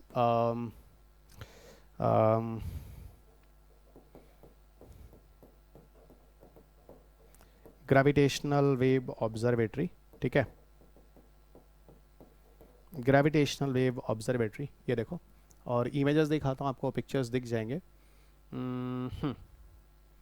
वो 2 जगह हैं जो हैनफर्ड और वो वाली थी, मैं वही आपको दिखाना चाह रहा हूँ। I think it's not showing here, कोई बात नहीं, मैं यहाँ दिखा देता हूँ। लिविंगस्टन और हैनफर्ड, 2 बगल बगल ही पिक्चर्स हैं और ये आपको दिख जाएंगी। ये देखो दोस्त, ये देखो, ये पिक्चर्स हैं, आपको दिख जाएंगे। इधर देखो, मैं थोड़ा सा मैग्नीफाई करता हूँ, ये देखो पिक्चर्स में। ये एक एरिया है, हैनफर्ड है, जो लिविंगस्टन है, लुसियाना, ये दिख रहा हो ना, पूरा जंगल ही जंगल है, खुले में, खुले में। ये आपको ये ना, ये हैनफर्ड है जो पूरा बैरन एरिया दिख रहा होगा, पूरा है ना बैरन एरिया, पूरा मरुद्भिद, यानी सैंडी वेंडी टाइप का है ना, ओपन में है, ये ओपन में है। और कोई भी एक पक्षी की आवाज़ भी ऊपर जाती है ना, तो वो भी इसमें रिसीव हो जाती है, एरोप्लेन भी जाता है, ठीक है ना, और ग्रेविटेशनल वेव भी आता है, ठीक है। तो ये वो साइट है जो, अच्छा ये एल शेप का देखो, ये एक आर्म ये है 4 किलोमीटर लंबा, एक आर्म ये है 4 किलोमीटर। इधर भी कुछ हल्का सा समझ में आ रहा होगा, 4 किलोमीटर, ये शायद इधर है या इधर है, कोई है, इस पिक्चर थोड़ा सा धुंधला है, ठीक है। तो इस तरीके से पिक्चर, और ये देखो यहाँ पे पिक्चर ज़्यादा क्लियर हो रहा होगा, ये एल शेप का है। आप कहोगे वी का ऐसे ले लो पिक्चर तो वी आ जाएगा, ठीक है। ये सारे के सारे एल शेप के ऑब्जर्वेटरीज हैं जो आपको दिख रहे हैं, ठीक है। इन्हीं ऑब्जर्वेटरीज के अंदर ग्रेविटेशन ये कुछ दिखा रहा है कि जैसे कि कुछ पिक्चर्स है, कुछ सिग्नल्स वगैरह हैं जो रिपोर्ट हो रहे हैं, और हर जगह एक ही तरह के ही सिग्नल्स रिपोर्ट हो रहे हैं, वो सारी चीज़ें, पर उस पर हम नहीं जाएंगे, ठीक है। उस पर बहुत ज़्यादा टाइम लग जाएगा, स्टैटिक वगैरह में वो चीज़ें बहुत ज़्यादा डिटेल में मैं करा देता हूँ, ठीक है। अब थोड़ा मैं आपको आगे लिए चलता हूँ जिस पे हम बात कर रहे थे, ठीक है। ये देखो, okay, so fine, this is अब फ्यूचर प्रोस्पेक्ट ऑफ, ठीक है भाई, इंटरनेशनल कोलैबोरेशन है, इंडिया कई कंट्रीज़ के साथ मिलकर यहाँ पर अमेरिका के साथ ही काम कर रहा है। बाकी दुनिया में कई ऐसे कंट्रीज़ हैं जो ग्रेविटेशनल वेव की स्टडी कर रहे हैं, मैं अभी आपको लोकेशन ही दिखाता हूँ। 30 साल तक इसका जो ऑपरेशनल लाइफ है, जो ग्रेविटेशनल वेव वगैरह को जो हम बनाने जा रहे हैं LIGO इंडिया में, 30 साल तक लगभग काम करेगा, और बहुत सारे एस्ट्रोनॉमी एस्ट्रोफिजिक्स के बारे में बताएगा, यानी ब्रह्मांड में क्या क्या चीज़ें हुई हैं पीछे से लेके आज तक, वो सारी चीज़ों के बारे में बताएगा। तो बहुत अच्छी चीज़ है कि हमें समय में पीछे की घटना जो हुई है ब्रह्मांड में उसके बारे में बताना, ब्रह्मांड कैसे आया, अर्थ कैसे आया होगा, सारे सोलर सिस्टम कैसे बने होंगे, गैलेक्सी कैसे बना होगा, ये सारी चीज़ों के बारे में मतलब पता चल जाएगा। ये LIGO की फोटोग्राफ वगैरह है, थोड़ा जो दिखाने की कोशिश की गई है, ठीक है। एल शेप ऑब्जर्वेटरी है, ये भी थोड़ा सा दिखाने की कोशिश की गई है। 4 किलोमीटर लॉन्ग है, ठीक है, 4 किलोमीटर लंबा है, आर्म्स, वो भी सारी चीज़ें हैं। बहुत ज़्यादा इसमें जाने की ज़रूरत नहीं है, आप मैंने आपको समझा ही दिया। 4 किलोमीटर लंबा ये दिख रहा है, 4 किलोमीटर लंबा ये दिख रहा है, ठीक है। जो दोनों जगह हैं अमेरिका की, वो लगभग 3000 किलोमीटर की दूरी पे हैं, ये चीज़ें भी मैंने आपको बता दी हैं, ठीक है। और इसके अलावा देखो, ये छोटे से एरोप्लेन्स भी अगर जाते हैं तो उसके सिग्नल्स भी इसमें डिस्टॉर्ट होते हैं, ठीक है। इसीलिए ये कंफर्म करने के लिए कि this is the gravitational wave, ये कैसे पता चलेगा कि एक ही समय में सारे के सारे जो ग्रेविटेशनल वेव ऑब्जर्वेटरी हैं सारी जगह पे ही रिपोर्ट होगा, तभी कंफर्म होगा ये ग्रेविटेशनल वेव है। नहीं तो हो सकता है कि लिविंगस्टन में उस समय कोई एरोप्लेन जा रहा हो, तो अगर लिविंगस्टन में एरोप्लेन जा रहा हो तो सेम एरोप्लेन हैंडफोर्ड में नहीं जा सकता ना। लेकिन ग्रेविटेशनल वेव है तो क्योंकि वो स्पीड ऑफ लाइट से चलते हैं, तो 3000 किलोमीटर में तो सेम समय में पहुंच जाएंगे ना, जो कि 3 लाख किलोमीटर पर सेकंड, और यहाँ तो 3000 किलोमीटर की डिस्टेंस पे है, तो यहाँ तो 1 सेकंड के अंदर ही, यानी एक ही सेकंड में हर जगह से पूरी पृथ्वी से टहल जाएंगे। अब मुझे एक बात बताओ, मान लो ये पृथ्वी है, और पृथ्वी का ये एंड से लेकर ये एंड 22,000 किलोमीटर है, ये वाला, ये एंड से ये एंड 22,000 किलोमीटर है। यहाँ से ग्रेविटेशनल वेव निकल रहे हैं, इन कर रहे हैं, और यहाँ से बाहर जा रहे हैं। अगर यहाँ से इन कर रहे हैं, यहाँ से बाहर जा रहे हैं, तो ये बताओ, ये 22,000 और ये 3 लाख किलोमीटर 3 लाख किलोमीटर पर सेकंड की स्पीड से चल रहे हैं, ठीक है। तो भाई सेम टाइम में पूरी पृथ्वी से गुजर जाएंगे। इसका मतलब ग्रेविटेशनल वेव है तो 6 जगह सेम समय पे रिपोर्ट होगा, इसकी वजह से कंफर्म होगा it is a gravitational wave. इसीलिए, क्योंकि आप कह सकते हो कि सर एक जगह से भी आइडिया लग जाता है, नहीं लगता ना, एक जगह से नहीं लगता, इसीलिए तो मैं कह रहा हूँ, ठीक है। अब यहाँ पे ई लीजा को मैं डिस्कस नहीं कर रहा हूँ, नहीं तो ई लीजा वगैरह के बारे में आपको डिटेल में पढ़ाता, कभी स्टैटिक वगैरह आपको पढ़ने का मौका मिले मुझसे तो आप देखना, इन चीज़ों का मैं और बढ़िया से समझाऊंगा मैं कहना क्या चाहता हूँ, ठीक है। तो चलिए, बहुत हो गया, और वही फोटोग्राफ जो आपको मैं बताने की कोशिश कर रहा था वो एक बार दिखा देता हूँ। जो साइट्स हैं जो ग्रेविटेशनल में, बड़ा पॉपुलर पिक्चर है, ठीक है। ये इंडिया वाला ये एरिया है जो आप देख सकते हैं, LIGO India, got it. Hanford जो है मैं आपको बता रहा था, Washington, got it, Washington, this is Washington. ये Livingston, it is a Louisiana, Louisiana. GEO is in Germany, Germany. Virgo is Italy guys. KAGRA Japan, KAGRA Japan, okay. और ये हो गया LIGO इंडिया, हमारा अपना प्यारा भारत देश, Hingoli district, Maharashtra, got it, ये है। और मैंने अभी बोला ग्रेविटेशनल वेव अगर है तो एक ही समय में, ठीक है। मान लो ये एक ब्लैक होल है, ये ब्लैक होल है, मर्ज हो जाता है, ग्रेविटेशनल वेव निकलता है, तो ग्रेविटेशनल वेव निकलते निकलते निकलते निकलते ये देखो, ये पूरी पृथ्वी से ट्रेवल होके जाता है, ये देखो ये जाता है जाता है, यहाँ से यहाँ की दूरी मान लो 25,000, 20,000, 22,000 है, और 3 लाख किलोमीटर की स्पीड से जा रहा है, तो सेम समय में पूरी जगहों से गुजर जाएगा। तो ये सारे के सारे ऑब्जर्वेटरी, ये एल शेप ऑब्जर्वेटरी है, एल शेप ऑब्जर्वेटरी है। अब भारत का भी जो एल शेप है इस पर भी थोड़ा सा डाउट है कि 4 किलोमीटर होगा या 8 किलोमीटर होगा। नए रिसोर्स, नए डेटा आ रहे हैं उसमें 4 किलोमीटर लिख रहे हैं, पुराने डेटा हैं उसमें 8 किलोमीटर लिख रहे हैं, ठीक है। और ये इस तरीके से स्टडी होगी, तो मेरे ख्याल से एक छोटा सा एक सुपरफिशियल टाइप आपको काफ़ी चीज़ें समझ में आ गई। लेकिन हाँ, ये जितने भी ऑब्जर्वेटरी हैं वो ग्राउंड बेस्ड हैं, फिर एक बार बोल रहा हूँ। और स्पेस बेस्ड ऑब्जर्वेटरी में 2015-16 के आसपास एक पीटी का क्वेश्चन आ चुका है, और एक 2021 में आ चुका है जिसको हम ई लीजा प्रोजेक्ट के नाम से जानते हैं, जिसमें ट्रायो यानी 3 स्पेस क्राफ्ट को इक्विलैटरल ट्रायंगल से 5 मिलियन किलोमीटर की दूरी पर लगा रहे हैं। फिलहाल अभी नहीं है ना, अभी बिल्कुल नहीं, ठीक है। आगे बढ़ते हैं अगले टॉपिक की तरफ, आइए। तो LIGO इंडिया थोड़ा सा ध्यान रखना, it is a important topic for your examinations.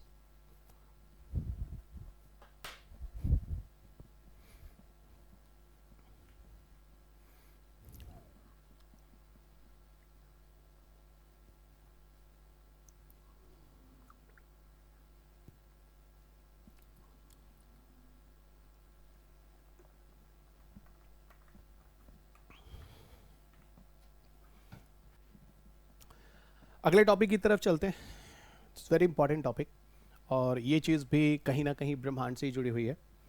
और सिंगुलरिटी का कॉन्सेप्ट आता है जहाँ पर ब्लैक होल की बात होती है, और उसके अगल बगल का जो क्षेत्र होता है वो एर्गोस्फीयर कहलाता है। एर्गोस्फीयर, कुछ साइंटिस्ट का ये मानना है कि वहाँ पर एर्गोस्फीयर को एक बैटरी की तरह भी बिहेवियर की तरह यूज़ कर सकते हैं। बैटरी वही जो एक पावर की तरह काम करे, एक पावर के सोर्स की तरह काम करे, और उस पर बात करते हैं एर्गोस्फीयर में। आइए देखते हैं। तो ergosphere that is important topic, but ये असल में आप चाहें तो उसको ज्योग्राफी से टच करें तो ज़्यादा अच्छा है। लीगो तो फिर भी चलो वो साइंस एंड टेक का पार्ट है, क्योंकि एक्सपेरिमेंटल है जो प्रूफ करने की कोशिश कर रहा है ब्रह्मांड की गुत्थियों को सुलझाने की। एर्गोस्फीयर में एक्चुअल में होता क्या है, मैं आपको इसका पिक्चर दिखाता हूँ, आपको और ज़्यादा क्लियर हो जाएगा मैं एक्चुअल में एर्गोस्फीयर कहना क्या चाह रहा हूँ। But it's a very important topic of universe. आगे फ्यूचर में इसी यूट्यूब में मैं आपको यूनिवर्स से कुछ लेक्चर्स लूँगा, जिसमें universe from the zero level till updates जितना चाहिए वो सारी चीज़ें मैं कराऊँ। उस वीडियो को सुनना ज़रूर। इसी यूट्यूब्स के प्लेटफॉर्म में आगे आपको NCERT की क्लासेस भी हैं, जो साइंस एंड टेक, साइंस की पूरी NCERT है 6 से लेकर 12 तक की, जितनी ज़रूरत है वो सारी की सारी NCERT भी रहेगी। It's bilingual and English medium, तो every medium of student will be comfortable here. Okay, scientist have suggested, देखो क्या सजेशन दे रहे हैं कि भाई ऐसा है कि हम एर्गोस्फीयर में किसी ऑब्जेक्ट को भेज कर, है ना, भेज सकते हैं, और वहाँ से हम उसको एक्सेलरेट कर सकते हैं, वहाँ से हम उसको एक्सेलरेट कर सकते हैं, ठीक है।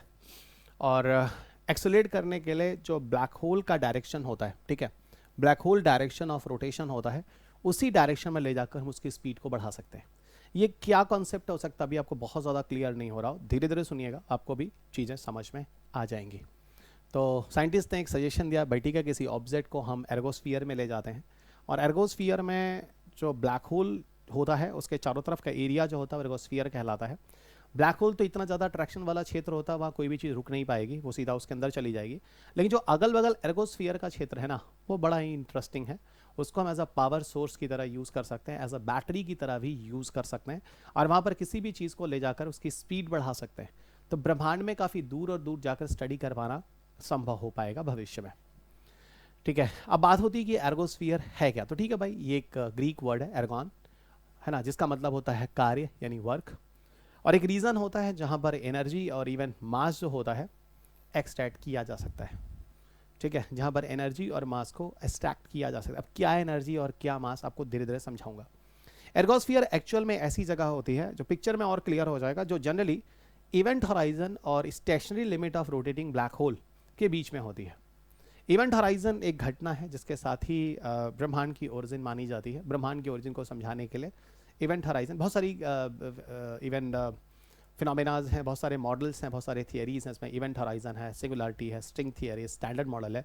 इस पर भी यूपीएससी ने 2016 में क्वेश्चन पूछा गया है, ठीक है, कि ये सारे के सारे ऐसे इवेंट हॉराइजन है ना, ये वाली घटना, string theory, got it, string theory, फिर आपका स्टैंडर्ड मॉडल, गॉट इट, देखना आप यूपीएससी 2016 क्वेश्चन देखना, स्टैंडर्ड मॉडल, उसके बाद आपका सिंगुलरिटी, ये सारे के सारे जो कंसेप्ट्स है ना, ये किसके बारे में बताते हैं। 2016 की पीटी में क्वेश्चन है, और ये जनरल क्वेश्चन है दोस्त, ये बहुत पुरानी चीज़ें हैं, ठीक है, जो जिसकी चर्चा 50 सालों से हो रही है, अलग अलग थियरीज और मॉडल्स के बेसिस पर। 2016 प्रीलिम्स है ना, ये समझाने की कोशिश की जा रही है कि ब्रह्मांड की ओरिजिन कैसे हुई होगी, जहाँ पर हाईली वैलिड थियरी मैं आपको पार्टिकल बेस में समझाता हूँ, जिसका नाम है स्टैंडर्ड मॉडल, जो ये बताता है कि ब्रह्मांड जो है वो फंडामेंटल पार्टिकल से ही मिलकर बना हुआ है, और वहीं से चलकर ब्रह्मांड बनता है, ठीक है, और ब्रह्मांड की इवोल्यूशंस वगैरह की बात होती है।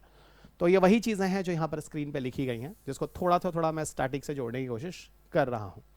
वैसे अगर आप ब्लैक होल की बात करें तो ब्लैक होल के अंदर आप सबको पता है वो ऐसी एरिया होता है जहाँ पर डेंसिटी इन्फिनाइट होती है, मैसिव होती है उसके सेंटर में, और जिस जगह से उसकी इन्फिनाइट डेंसिटी होती है उस जगह को एक्चुअल में हम सिंगुलैरिटी कहते हैं, ठीक है। यानी ब्लैक होल के अंदर एक्चुअल में जो सेंटर होता है, वैसे कह लो, वही जगह सिंगुलैरिटी ही है, जहाँ पर सारी ग्रेविटी वगैरह जाकर मर्ज हो जाती हैं। ओके, और इवेंट हॉराइजन वो चीज़ होती है is a sphere around the singularity from which nothing can escape, not even the lights. आप देखिएगा सिंगुलरिटी और इवेंट हॉराइजन, ये दोनों के दोनों चीज़ें आपको ब्लैक होल के अंदर पिक्चर में दिखाने की कोशिश करूँगा। देखो, अगर ऐसा कहा जाता है कि एर्गोस्फीयर में अगर हम इवेंट हॉराइजन की जो घटना है, ठीक है, यानी ये मान लो सिंगुलरिटी है, इसके बाद ये इवेंट हॉराइजन की घटना है, और इसके अगल बगल का जो क्षेत्र होता है वो एर्गोस्फीयर होता है, ठीक है। ट्राइगोस्फीयर एक लार्जर स्फीयर होता है जो इवेंट हॉराइजन, ये इवेंट हॉराइजन है, उसके चारों तरफ होता है, और ये नीचे सिंगुलरिटी का कंसेप्ट है, पिक्चर में आपको दिखाऊंगा। यहाँ पर अगर किसी ऑब्जेक्ट को हम प्रवेश कराते हैं, यहाँ पर कोई आ गया तब तो खींच जाएगा, खत्म हो जाएगा, मैसिव डेंसिटी है। लेकिन यहाँ पर कोई चीज़ होती है तो यहाँ पर आने के बाद उसकी स्पीड बढ़ जाती है, स्पीड बढ़ जाती है, स्पीड बढ़ जाती है, स्पीड बढ़ जाती है, स्पीड बढ़ जाती है, और हर टकराने के बाद इस एरिया में उसकी स्पीड बढ़ रही होती है, यानी वो एनर्जाइज हो रहा होता है। ठीक है, सो वही चीज़ बोला गया कि यहाँ पर कोई चीज़ को हम ज़्यादा एनर्जाइज कर सकते हैं। Object can enter and leave if they move fast enough but remain less than the speed of lights. ठीक है, लेकिन ये कहते हैं यहाँ पर कोई भी चीज़ अगर लाई जाती है अंदर, इसके अंदर, तो यहाँ पर जो ब्लैक होल का जो एक रोटेशन होता है, ठीक है, उस रोटेशन में अगर हम किसी ऑब्जेक्ट्स को लाएं तो उसकी मदद से हम उसको और दूर तक भेज सकते हैं। ठीक है, matter energy can be extracted from the ergosphere unlike beyond the event horizon. आपको दिखाता हूँ कुछ पिक्चर्स ताकि ये जो टेक्निकल चीज़ें हैं आपको और बेहतरीन तरीके से समझ में आए। आप ये पिक्चर देखो, यहाँ पर आपको चीज़ों को समझाने की कोशिश की गई है। ये वो जगह है जिसको हम सिंगुलरिटी कहते हैं, सिंगुलरिटी कहते हैं। असल में ये इसी के अंदर एक जगह है, तो इसी के अंदर एक जगह है, सेंटर वाले पार्ट को मान लो, और उसके चारों तरफ की जो जगह है वो इवेंट हॉराइजन है, जो यहाँ लिखा हुआ आपको थोड़ा ब्लड सा दिख रहा होगा, इवेंट हॉराइजन है। और इवेंट हॉराइजन के चारों तरफ जो है वो एर्गोस्फीयर है। ठीक है, एर्गोस्फीयर है, और ये पूरा का पूरा जो एरिया है वो एक ब्लैक होल का एरिया। देखो यहाँ पर जाकर कोई चीज़ जो होती है वो ख़त्म हो जाती है, इतनी मैसिव डेंसिटी होती है, और ये जो जगह होती है वो सिंगुलरिटी का पार्ट है। अब मेरे ख्याल से इस पिक्चर से आपको समझ में आ रहा होगा कहने की ज़रूरत क्या है। और एर्गोस्फीयर जो है, अगर एर्गोस्फीयर की बात करें तो एर्गोस्फीयर है क्या? एर्गोस्फीयर असल में जो ये वाला एरिया है, ठीक है, ये वाला एरिया है इवेंट हॉराइजन का, ये बाहर वाला एरिया है। इवेंट हॉराइजन के ठीक बाद की जो जगह होती है, ये देखो, इवेंट हॉराइजन के जस्ट बाहर वाला आउटर जो इवेंट हॉराइजन है, इनर है, ये इनर हॉराइजन है, इनर वाला ये एरिया जो हो गया वो सिंगुलरिटी हो गई। इस पिक्चर से ज़्यादा क्लियर, ये एरिया सिंगुलरिटी हो गई, उस ये पूरा का पूरा इनर हॉराइजन हो गया, और ये बाहर वाला आउटर इवेंट हॉराइजन हो गया, उसके बाहर हो गया एर्गोस्फीयर हो गया। ठीक है, अब बाहर की स्टैटिक लिमिट एर्गोस्फीयर, जो ये वाला एरिया है ना, ये वाला एरिया है, यहाँ पर अगर less than the speed of light, और एक चीज़ और देखो, ब्लैक होल का रोटेशन देखो इस डायरेक्शन में हो रहा है, यानी इस डायरेक्शन में अगर हम किसी चीज़ को लाते हैं और स्पीड ऑफ लाइट से लाते हैं इस एरिया में, तो और ज़्यादा उसको हम चार्ज कर सकते हैं। और इसी और ज़्यादा चार्ज और एनर्जाइज को हम एक तरह से एक बैटरी के फॉर्म में कह रहे हैं। जैसे बैटरी में कोई पावर को हम चार्ज कर लेते हैं, तो यहाँ पर कोई चीज़ आती है तो इसकी स्पीड और एनर्जी काफ़ी बढ़ जाती है, लेकिन less than the speed of light होनी चाहिए। वही कंसेप्ट है जो यहाँ पर एर्गोस्फीयर के फॉर्म में बताया जा रहा है। और एक नई जो स्टडी आ रही है वो यही बोला जा रहा है कि एर्गोस्फीयर एक ऐसा एरिया है जहाँ पर स्पीड और एनर्जी काफ़ी ज़्यादा हो जाती है किसी चीज़ को ले जाने से, तो बिल्कुल वो पावरफुल हो जाता है, जैसे एक बैटरी पावरफुल हो जाती है किसी पावर को चार्ज करने से। अलाउड टू एक्सुलेट देयर, देखो ये खुद कह रहा है, सम साइंटिस्ट हैव सजेस्टेड कि यहाँ पर हम किसी ऑब्जेक्ट को अगर ले जाते हैं, ठीक है ना, एर्गोस्फीयर में, तो वहाँ पर जो ऑब्जेक्ट होता है वो उसकी स्पीड को काफ़ी बढ़ा देता है। Allow to accelerate there along the black holes directions, अगर ब्लैक होल का डायरेक्शन जैसा है, अगर इस डायरेक्शन में ब्लैक होल है, ठीक है, ब्लैक होल भी किसी ना किसी स्पीड से घूम रहा होता है, आपको पता है पृथ्वी भी किसी ना किसी स्पीड से घूम रही होती है। आइंस्टाइन ने जनरल थियरी ऑफ रिलेटिविटी में बोला कि इस ब्रह्मांड में कुछ भी स्थिर नहीं है, सब कुछ किसी ना किसी के चारों तरफ किसी ना किसी रिस्पेक्ट में समय के साथ चीज़ें बदल रही हैं। तो ये देखो, ब्लैक होल भी घूम रहा है, अर्थ भी घूम रहा है, सन भी किसी के चारों तरफ घूम रहा है, और सन जिसके चारों तरफ घूम रहा है वो भी किसी के चारों तरफ घूम रहा है। ब्रह्मांड में कुछ भी स्थिर नहीं है। ठीक है, ये सारे के सारे कंसेप्ट्स को बताने की कोशिश की जा रही है। अब यही कहा जा रहा है, idea of sending object into the ergosphere to accelerate along the black hole direction of rotation. बार बार इस चीज़ को देखो यहाँ फोकस किया जा रहा है। ठीक है, और एक्सेलरेशन करने से एनर्जी आ जाती है, आप समझ रहे हैं। ब्लैक होल वगैरह आपको पहले भी मैं समझा चुका हूँ, अभी थोड़ी देर पहले, कि ब्लैक होल एक ऐसी जगह होती है फ्रॉम व्हेन कोई मैसिव स्टार्स वगैरह होता है, जब अपनी ऊर्जा वगैरह रिलीज कर देता है और अंत में जाके कोलैप्स हो जाता है, तो उस जगह की ग्रेविटी काफ़ी बढ़ जाती है। ठीक है, तो ब्लैक होल वगैरह तारों के मरने के बाद, कोलैप्स होने के बाद जाकर वो ब्लैक होल बन जाते हैं, जहाँ का एरिया काफ़ी डेंस होता है उस एरिया में। और आइंस्टाइन ने जनरल थियरी ऑफ रिलेटिविटी के बारे में, course mass exceeded about the 3 times that of sun of black hole forms, उन्होंने ये चीज़ बताई हुई थी। Black holes are invisible directly, only observable through their effects on the surrounding matter and lights. तो यहाँ पर क्योंकि कोई चीज़ जाती नहीं है, यहाँ से कोई चीज़ पास होती नहीं है, तो यहाँ पर ये चीज़ पूरी तरह से इनविजिबल होता है। लेकिन अगर आपको बताऊँ तो एक हब्बल स्पेस टेलीस्कोप था जिसको अब तो हटा दिया गया, उसकी जगह एक जेम्स वेब टेलीस्कोप जो काम कर रहा है, मैंने आपको स्पेस के लेक्चर में पढ़ाया है। उसने ब्लैक होल्स के बारे में बहुत सारे आइडियाज़ दिए हैं, करीब हज़ारों इन्फॉर्मेशंस ब्रह्मांड के बारे में दिए हैं। उन्हें बहुत सारे क्लियर इन्फॉर्मेशन उन्हें ब्लैक होल्स के बारे में भी दिया है, जैसे ब्लैक होल के बारे में समझने में काफ़ी मदद मिली है, जिसका नाम है हब्बल स्पेस टेलीस्कोप। पुराना टेलीस्कोप है, अब इसका लाइफ ख़त्म हो चुका है। ग्रेविटेशनल सिंगुलरिटी की बात करते हैं, ठीक है। मैंने आपको बोला सिंगुलरिटी वो जगह है जहाँ पर सारी की सारी ग्रेविटी जाकर कंडेंस हो जाती है, ठीक है। और a point of infinite density and infinitesimal volume, ये तो वही होता है जिसको हम एक्चुअल में ब्लैक होल में वो सेंटर जो होता है वो सिंगुलरिटी ही कहलाती है, और वहीं से चलकर जो अगल बगल की घटना होती है वो इवेंट हराइजन की घटना होती है, वो मैंने आपको पिक्चर में ही समझा दिया था। अगले टॉपिक पर बात करते हैं, ग्रेव्स 3 एक्सपेरिमेंट। ग्रेव्स 3 एक्सपेरिमेंट जो है ये एक्चुअल में ऊटी मतलब आप कह लो कि कर्नाटका, ठीक है, उस वाले एरियाज़ में ग्रेव 3 एक्सपेरिमेंट को किया गया, और ख़ासतौर से इसका जो स्टडी है उसके पीछे कॉस्मिक रे की स्टडी करने के लिए इस एक्सपेरिमेंट को किया गया। इसमें पूरा का पूरा जो एक्सपेरिमेंट है उसको परफॉर्म करता है Tata institute of fundamental research यानी TIFR, पूरा कंट्रीब्यूशन इसी का है। और यहाँ पर काफ़ी हद तक कोशिश करनी है जो कॉस्मिक किरणें हैं, कॉस्मिक रेज जो हैं, ठीक है, वो एक्सेलरेट जो होती हैं वो कैसे होती हैं, उनकी ओरिजिन कहाँ से होती है, क्योंकि जो कॉस्मिक रेज जब हमारे ब्रह्मांड में आती हैं तो ये किसी पार्टिकल के साथ टकराती हैं तो उसकी मोमेंटम को बढ़ा देती हैं, ठीक है। इनकी ऑब्जेक्टिव्स, ठीक है, क्या है उस बारे में बात करेंगे। इसमें इनके जो शावर्स होते हैं, air shower detectors and muon detectors, ठीक है, ये इनकी मदद से हम लोग कोशिश कर रहे हैं कॉस्मिक रेस को और समझने के लिए। कॉस्मिक रेस के बारे में अगर बात करें तो इनका उद्देश्य अगर देखा जाए तो इनकी ओरिजिन और एक्सेलरेशन और प्रोपेगेशन जो होता है वो 1014 इलेक्ट्रॉन वोल्ट से ज़्यादा होता है। Cosmic rays in the galaxy and beyonds, ठीक है, existence of knee in the energy spectrum of cosmic rays, ठीक है, production and acceleration of highest energy cosmic rays in the universe, and astronomy of multiple tera electron volt, gamma rays from the neutron star and other compacts. ये कुछ technical चीज़ें हैं, है ना, जिन चीज़ों को समझने की कोशिश की। फिलहाल आप ये याद रखें, कॉस्मिक रेज की एक्सेलरेशन, उसकी ओरिजिन को समझने के लिए ग्रेव्स 3 एक्सपेरिमेंट जो है कराया जा रहा है। इसकी पूरी की पूरी जो रिस्पॉन्सिबिलिटी है वो Tata institution of fundamental research है, और जो एक्सपेरिमेंट हो रहा है वो ऊटी में हो रहा है, ठीक है, ऊटी में हो रहा है। और ये कॉस्मिक रे की स्टडी करने के लिए एक प्रोटॉन स्पेक्ट्रम है जो बनाया जा रहा है, जो लगभग अच्छे खासे इलेक्ट्रॉन वोल्ट्स की एनर्जी जनरेट करता है।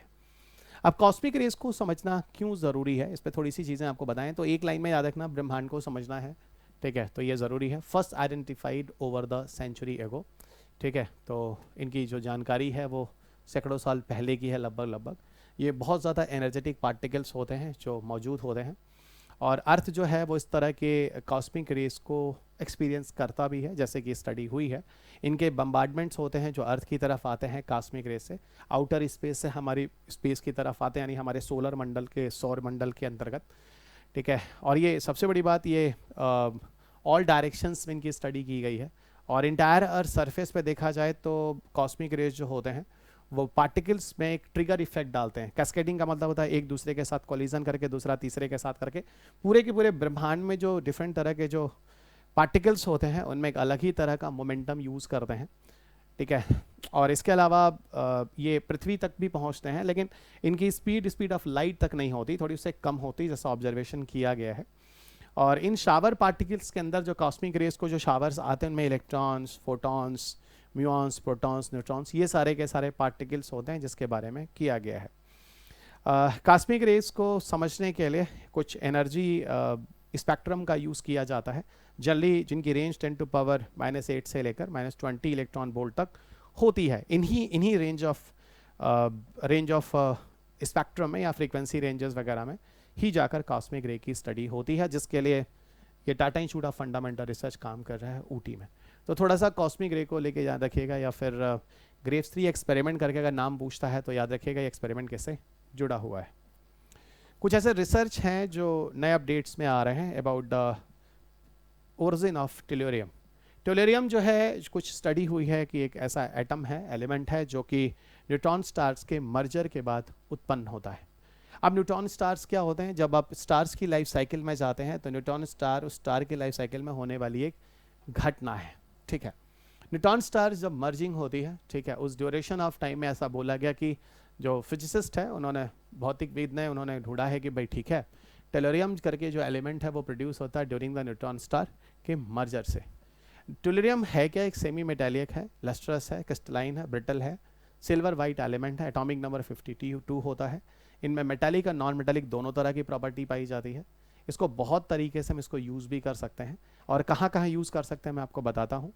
और सेमी कंडक्टर की तरह भी इनका उपयोग हो सकता है, और इनमें कुछ फोटो सेंसिटिविटी वगैरह के गुण भी पाए जाते हैं, ठीक है। और ये आसानी से जो है वो गोल्ड वगैरह में कन्वर्ट भी हो जाता है। टेलोरियम के बारे में आपको दिखाता हूँ इनके सोर्सेज में कहाँ कहाँ से ये चीज़ें हैं जो उत्पन्न होती हैं। एक तो प्रकृति में, जैसे अभी आपने देखा कि न्यूट्रॉन स्टार के मर्जर से आ रहे हैं। इसके अलावा देखा जाए तो more commonly found combined with metals के साथ अच्छी तरह रिएक्ट कर जाता है, और सच एज द कैल्वेराइट जैसे गोल्ड टेलोराइड एंड सिल्वेनाइट मिनरल्स वगैरह बनाता है। इसको कॉमर्शली ऑब्टेन किया गया बाई प्रोडक्ट के फॉर्म में भी इलेक्ट्रोलिटिक कॉपर रिफाइनिंग करते समय, ठीक है। जब कॉपर की रिफाइनिंग वगैरह की जाती है तो वहाँ से भी इसको एज अ बाई प्रोडक्ट की तरह पाया गया है। तो बहुत सारे सोर्सेज हैं जो ये बताते हैं कि ठीक है इनको कहाँ से लिया जाता है, कहाँ से प्राप्त किया जाता है। इसके एप्लीकेशंस की बात करें, टेलोरियम के बारे में देख लेना थोड़ा, फिलहाल it's not much important as for your examinations. तो एलवाई की तरह यूज़ करते हैं, ठीक है, कॉपर स्टेनलेस स्टील बनाने के लिए। इसके अलावा सल्फ्यूरिक एसिड के कॉरोजन वगैरह में जो बैटरीज वगैरह होती है उसको कम करने के लिए इसको मिलाया जाता है, जैसे बैटरी की लाइफ वगैरह ज़्यादा होती है। जो लेड वगैरह होता है, शीशा वगैरह, उसको मजबूत और मजबूती देने के लिए। सिरामिक्स वगैरह जो होते हैं, ठीक है, उनको कलरिंग एजेंट के फॉर्म में भी उसको यूज़ किया जाता है।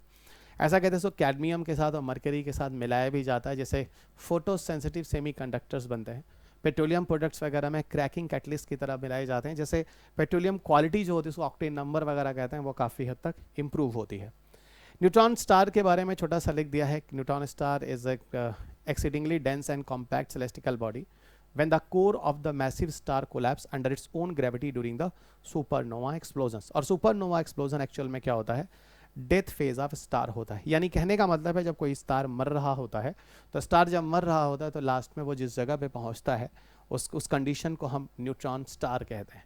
और वो जगह ऐसी होती है जहाँ से कोर की डेंसिटी काफ़ी बढ़ जाती है, ग्रेविटी काफ़ी बढ़ जाती है, और वो उस अवस्था जो होती है तारे के मरते समय वो न्यूट्रॉन स्टार कहलाती है। और सुपरनोवा फेज उसी को कहते हैं जब तारा कोई मर रहा होता है। और तारा तभी मरता है जब उसकी ग्रेविटी, अपनी ग्रेविटी बहुत ज़्यादा बढ़ जाती है, तो अपनी ग्रेविटी की वजह से वो तारा खुद ही उसमें जाकर समा जाता है, ऐसे कह लीजिए, और वहीं नष्ट हो जाता है। वो कंडीशन न्यूट्रॉन स्टार्स या सुपरनोवा एक्सप्लोजन्स के नाम से जानते हैं। अगला टॉपिक है, चाइना दुनिया का सबसे लार्जेस्ट घोस्ट पार्टिकल डिटेक्टर बना रहा है। अब बात होती है घोस्ट पार्टिकल क्या होते हैं। घोस्ट पार्टिकल एक्चुअल में हम न्यूट्रिनो को कहते हैं। सो घोस्ट पार्टिकल एक्चुअल में हम लोग न्यूट्रिनो को कहते हैं।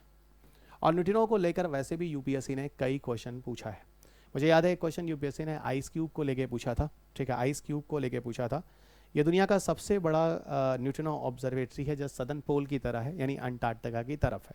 और ये बताऊँ तो कुछ ऐसे आईएनओ हैं, न्यूट्रिनो ऑब्जर्वेटरी हैं जो चाइना और इंडिया बना रहे हैं। और इंडिया न्यूट्रिनो ऑब्जर्वेटरी पे हम लोग आगे डिटेल में बात करेंगे, जो कि थेनी डिस्ट्रिक्ट तमिलनाडु में बन रहा है। उसकी साइट्स भी मैं आपको दिखाऊंगा, और इसमें बहुत सारे इश्यूज़ भी हैं जो पर्यावरण वगैरह को लेकर भी हैं।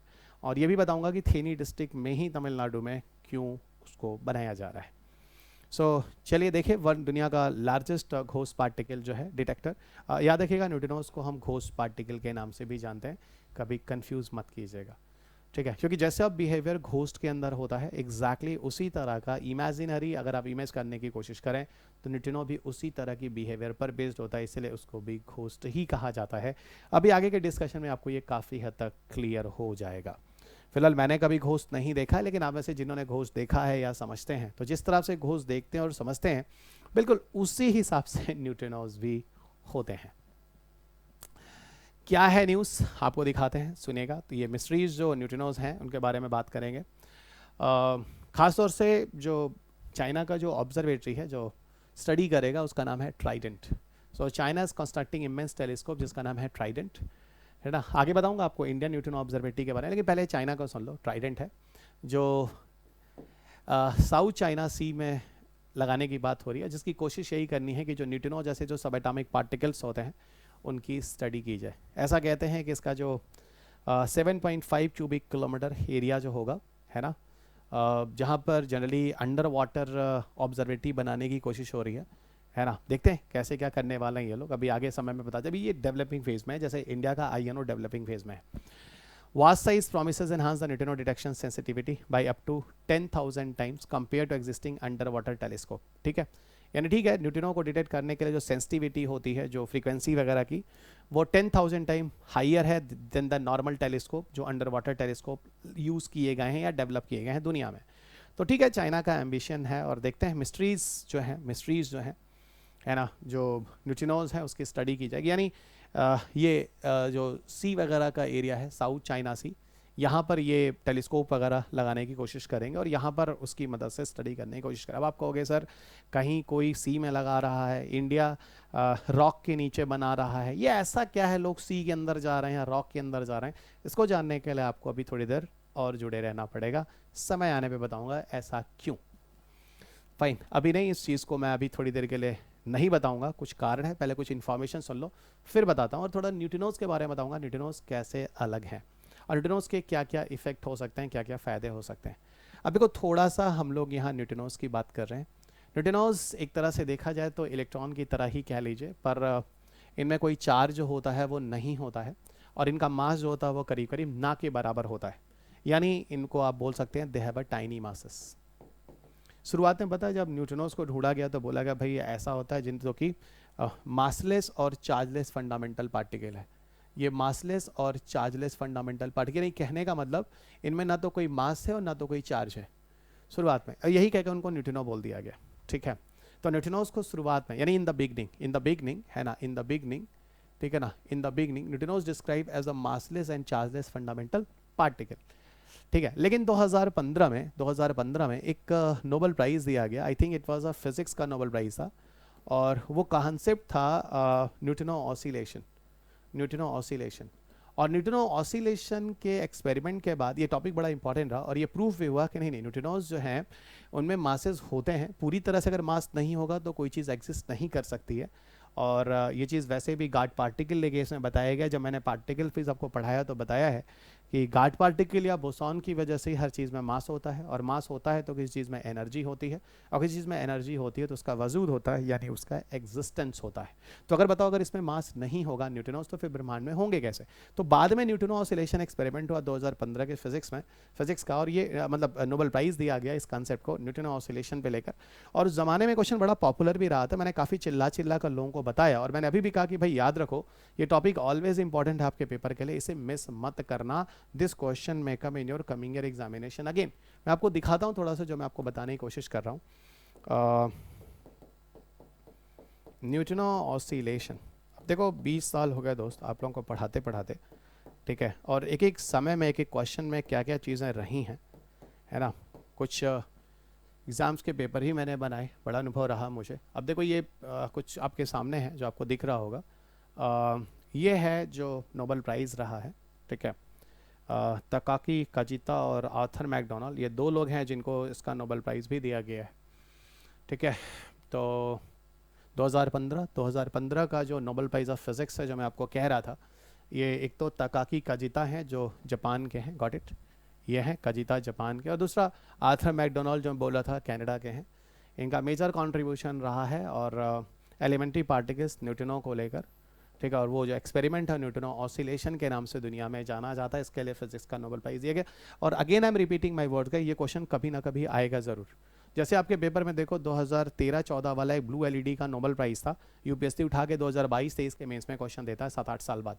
ये भी बड़ा स्टैंडर्ड टॉपिक है और ये समझना है, क्योंकि अगर ये नोबेल प्राइज़ जो दिया गया लिटरली न्यूट्रिनोज की गुत्थी को सुलझाने के लिए दिया गया, नहीं तो न्यूट्रिनोज के बारे में इतना समझ पाना इट वाज नॉट इजी जो आप यहाँ देख रहे हैं इस पूरे के पूरे कंसेप्ट्स में। ओके, आ जाओ भाई। अच्छा, हम न्यूट्रिनोज की बात कर रहे थे और न्यूट्रिनोज में अभी हम यहाँ तक पहुँच चुके हैं। न्यूट्रिनोज के बारे में बहुत सारी चीज़ें हैं, न्यूट्रिनोज की मदद से हम ब्रह्मांड में बहुत सारी गुत्थियों को सुलझा सकते हैं, और ठीक है, एक तरह के सब एटॉमिक पार्टिकल्स होते हैं। ये interact weekly with the matters, ये किसी पदार्थ के साथ जनरली इंटरेक्ट आसानी से नहीं करते हैं, इसीलिए इनको हम एक्चुअल में बोला जाता है घोस्ट पार्टिकल भी कहते हैं। जैसे मान लो कोई भूत है और आप भूत के अंदर से गुजर जाते हैं, ऐसे समझ लो, ठीक है। थोड़ा पिक्चरों में यार कहानियों में जैसे सुना होगा तो ऐसा नहीं लगता, तो ये आसानी से किसी मैटर वगैरह से, किसी पदार्थ से जिसका अपना मास होता है और जो एक जगह ऑक्यूपाई करता है, उससे आसानी से गुजर जाता है। यहाँ तक कि ऐसे एक्सपेरिमेंट होते हैं कि हुए हैं कि जो ह्यूमन है, ह्यूमन की बॉडी से लगभग within a fraction of second, यानी एक सेकंड से भी कम समय में trillions of the neutrinos are passing from the human body without creating any harmful effect. है ना इंटरेस्टिंग चीज़? ट्रिलियंस ऑफ न्यूट्रिनोज ह्यूमन की बॉडी से without creating single harmful effect आपकी बॉडी से पार कर जाते हैं। ठीक है, तो न्यूट्रिनोज आपके लिए खतरनाक नहीं है, और न्यूट्रिनोज वगैरह वैसे भी तो ज़मीन के नीचे भी घुस जाते हैं आसानी से, तो ज़मीन के अंदर के भी काफ़ी घटनाओं के बारे में समझना आसान होता है। मैं अभी आपको आगे बताऊंगा जिन चीज़ों के बारे में बात कर रहे हैं। न्यूट्रिनोज डिटेक्शन चैलेंजेस है, क्योंकि न्यूट्रिनोज जो हैं बहुत ही कम मास वाले हैं और किसी चीज़ के साथ जनरली जो होते हैं वो इंटरेक्ट नहीं करते हैं। ठीक है, इसलिए उनको डिटेक्ट कर पाने में थोड़ी दिक्कत आती है। लेकिन करंट डिटेक्टर्स जो मैंने आपको बोला था, जो साउथ पोल में दुनिया का सबसे बड़ा जो न्यूट्रिनो ऑब्जर्वेटरी है वो कोशिश कर रहा है, आइस क्यूब। ये क्वेश्चन यूपीएससी ने 2015 वगैरह के आसपास या 16 के आसपास, 14 से 16 के बीच में क्वेश्चन पूछा, थोड़ा ईयर वाइज में कंफर्म नहीं हूँ। ठीक है, ये एवरग्रीन टॉपिक आपको हमेशा जानना होगा। ठीक है, न्यूट्रिनो रिसर्च की ज़रूरत इसलिए है, मैंने अभी आपको बोला कि फिजिक्स की बहुत सारे लॉस को समझना और यूनिवर्स की बहुत सारी गुत्थियों को सुलझाना न्यूट्रिनोज की मदद से संभव हो पाएगा, यानी मिस्ट्रीज़ वगैरह को समझना बहुत ज़्यादा ज़रूरी है। और घबराइए नहीं भी, न्यूट्रिनोज में बहुत सारी बातें अलग से भी करने वाला हूँ, अलग से एक स्लाइड खोलकर आपको बताऊंगा। अगले टॉपिक की तरफ चलते हैं, जिसका नाम है इंडियन न्यूट्रिनो ऑब्जर्वेटरी, यानी भारत में न्यूट्रिनो ऑब्जर्वेटरी को लेकर क्या चल रहा है। देखो, आईएनओ को समझाने के लिए पहले मैं छोटा सा आपको कुछ चीज़ें समझाता हूँ, समझो। मैंने अभी ये चीज़ें बताई भी हैं आपको। जैसे जब मैंने पहली बार न्यूट्रिनो सुना तो मेरे दिमाग में एक चीज़ आई, ये न्यूट्रॉन तो नहीं है। ऑफकोर्स ये नाम बड़ा मिलता जुलता है न्यूट्रॉन के साथ, तो मेरे दिमाग में आया कहीं ये न्यूट्रॉन तो नहीं है। फिर मैंने कहा नहीं नहीं नहीं, फिर मैंने ना इसको समझने की कोशिश की, और जब मैंने समझने की कोशिश की तो मैंने आज भी जब क्लास में न्यूट्रिनो पढ़ाता हूँ, ठीक है, 20 साल हो गए पढ़ाते पढ़ाते, काफ़ी बच्चे समझ रहे होंगे हाँ सर पहले तो आप यही डिस्कशन दिखाते हो, और जो ऑनलाइन क्लासेस वगैरह भी जो आप सुन रहे होंगे उसमें भी यही चीज़ है। ऑनलाइन क्लासेस में एक्चुअल में मैं अपनी ओरिजिनल जो क्लासरूम ही वाली क्लास होती है वही मैं उसमें डालता हूँ, ताकि आपको बिल्कुल वैसा ही फील हो कि रवि सर क्लास में कैसे चीज़ों को पढ़ाते हैं। यहाँ पर थोड़ा यूट्यूब्स में मैं थोड़ा आपसे वो नहीं होता, वो देशभक्ति बातें और वो बदलने वाली बातें थोड़ा कम करता हूँ, और आपके नाम वाम भी थोड़े कम लेता हूँ, क्योंकि कोशिश होती है कि सीधा काम की बात करें, क्योंकि यूपीएससी का बच्चा मैच्योर होता है। इसलिए मेरी क्लासेस में आप देखते हैं कि थोड़ा यहाँ पर हंसी मजाक कम है। लेकिन फिजिकल क्लासेस में क्योंकि वहाँ पर बच्चे होते हैं और वो 3 घंटे 4 घंटे 5 घंटे बैठे होते हैं, थोड़ा वहाँ पे उनको रिफ़्रेशमेंट चाहिए होता है। ठीक है, अगर रिफ़्रेशमेंट मतलब थोड़ा सा स्माइल कर लो या थोड़ा सा सो लो। अब क्लास में सोना तो पॉसिबल नहीं है कि भाई 30 मिनट्स आप सो के रिफ़्रेश हो जाओ, तो फिर मीडिया वो डायरेक्टर बोलेगा क्या चल रहा है कैमरे में, बच्चा 30 मिनट क्यों सो रहा है, मैं बोलूँगा भाई रिफ़्रेश हो रहा है। तो कलाम साहब भी कहते थे कि देखो 2 ही तरीके होते हैं रिफ़्रेशमेंट करने के, या तो आप थोड़ा सा हंस लो छोटे से 1 मिनट 2 मिनट में और फोकस हो जाओ तुरंत अपनी स्टडी में, क्योंकि एनर्जी फिर आ जाती है, फोकस हो जाता है, और या तो फिर आप सो लो। इसीलिए स्टूडेंट्स को मैं हमेशा कहता हूँ देखो, जब रात में जब आप जाते हो ना तो आराम से सोना चाहिए आपको, कम से कम 7 घंटे की नींद तो हर किसी को ज़रूरी है। ठीक है, क्योंकि जब आप सोते हो तो you are going to recharge your brain, जब आप सोते हो तो खोते नहीं हो, वो लॉजिक नहीं है यहाँ पे। सोना यूपीएससी में बहुत अच्छी नींद जितनी ज़्यादा अच्छी आती है आपको, उतनी ज़्यादा आपके नेक्स्ट डे कॉन्सेंट्रेशन उतना ज़्यादा होता है। यानी the sleeping, why the sleeping is important for you to recharge your brain especially, not for any other reason.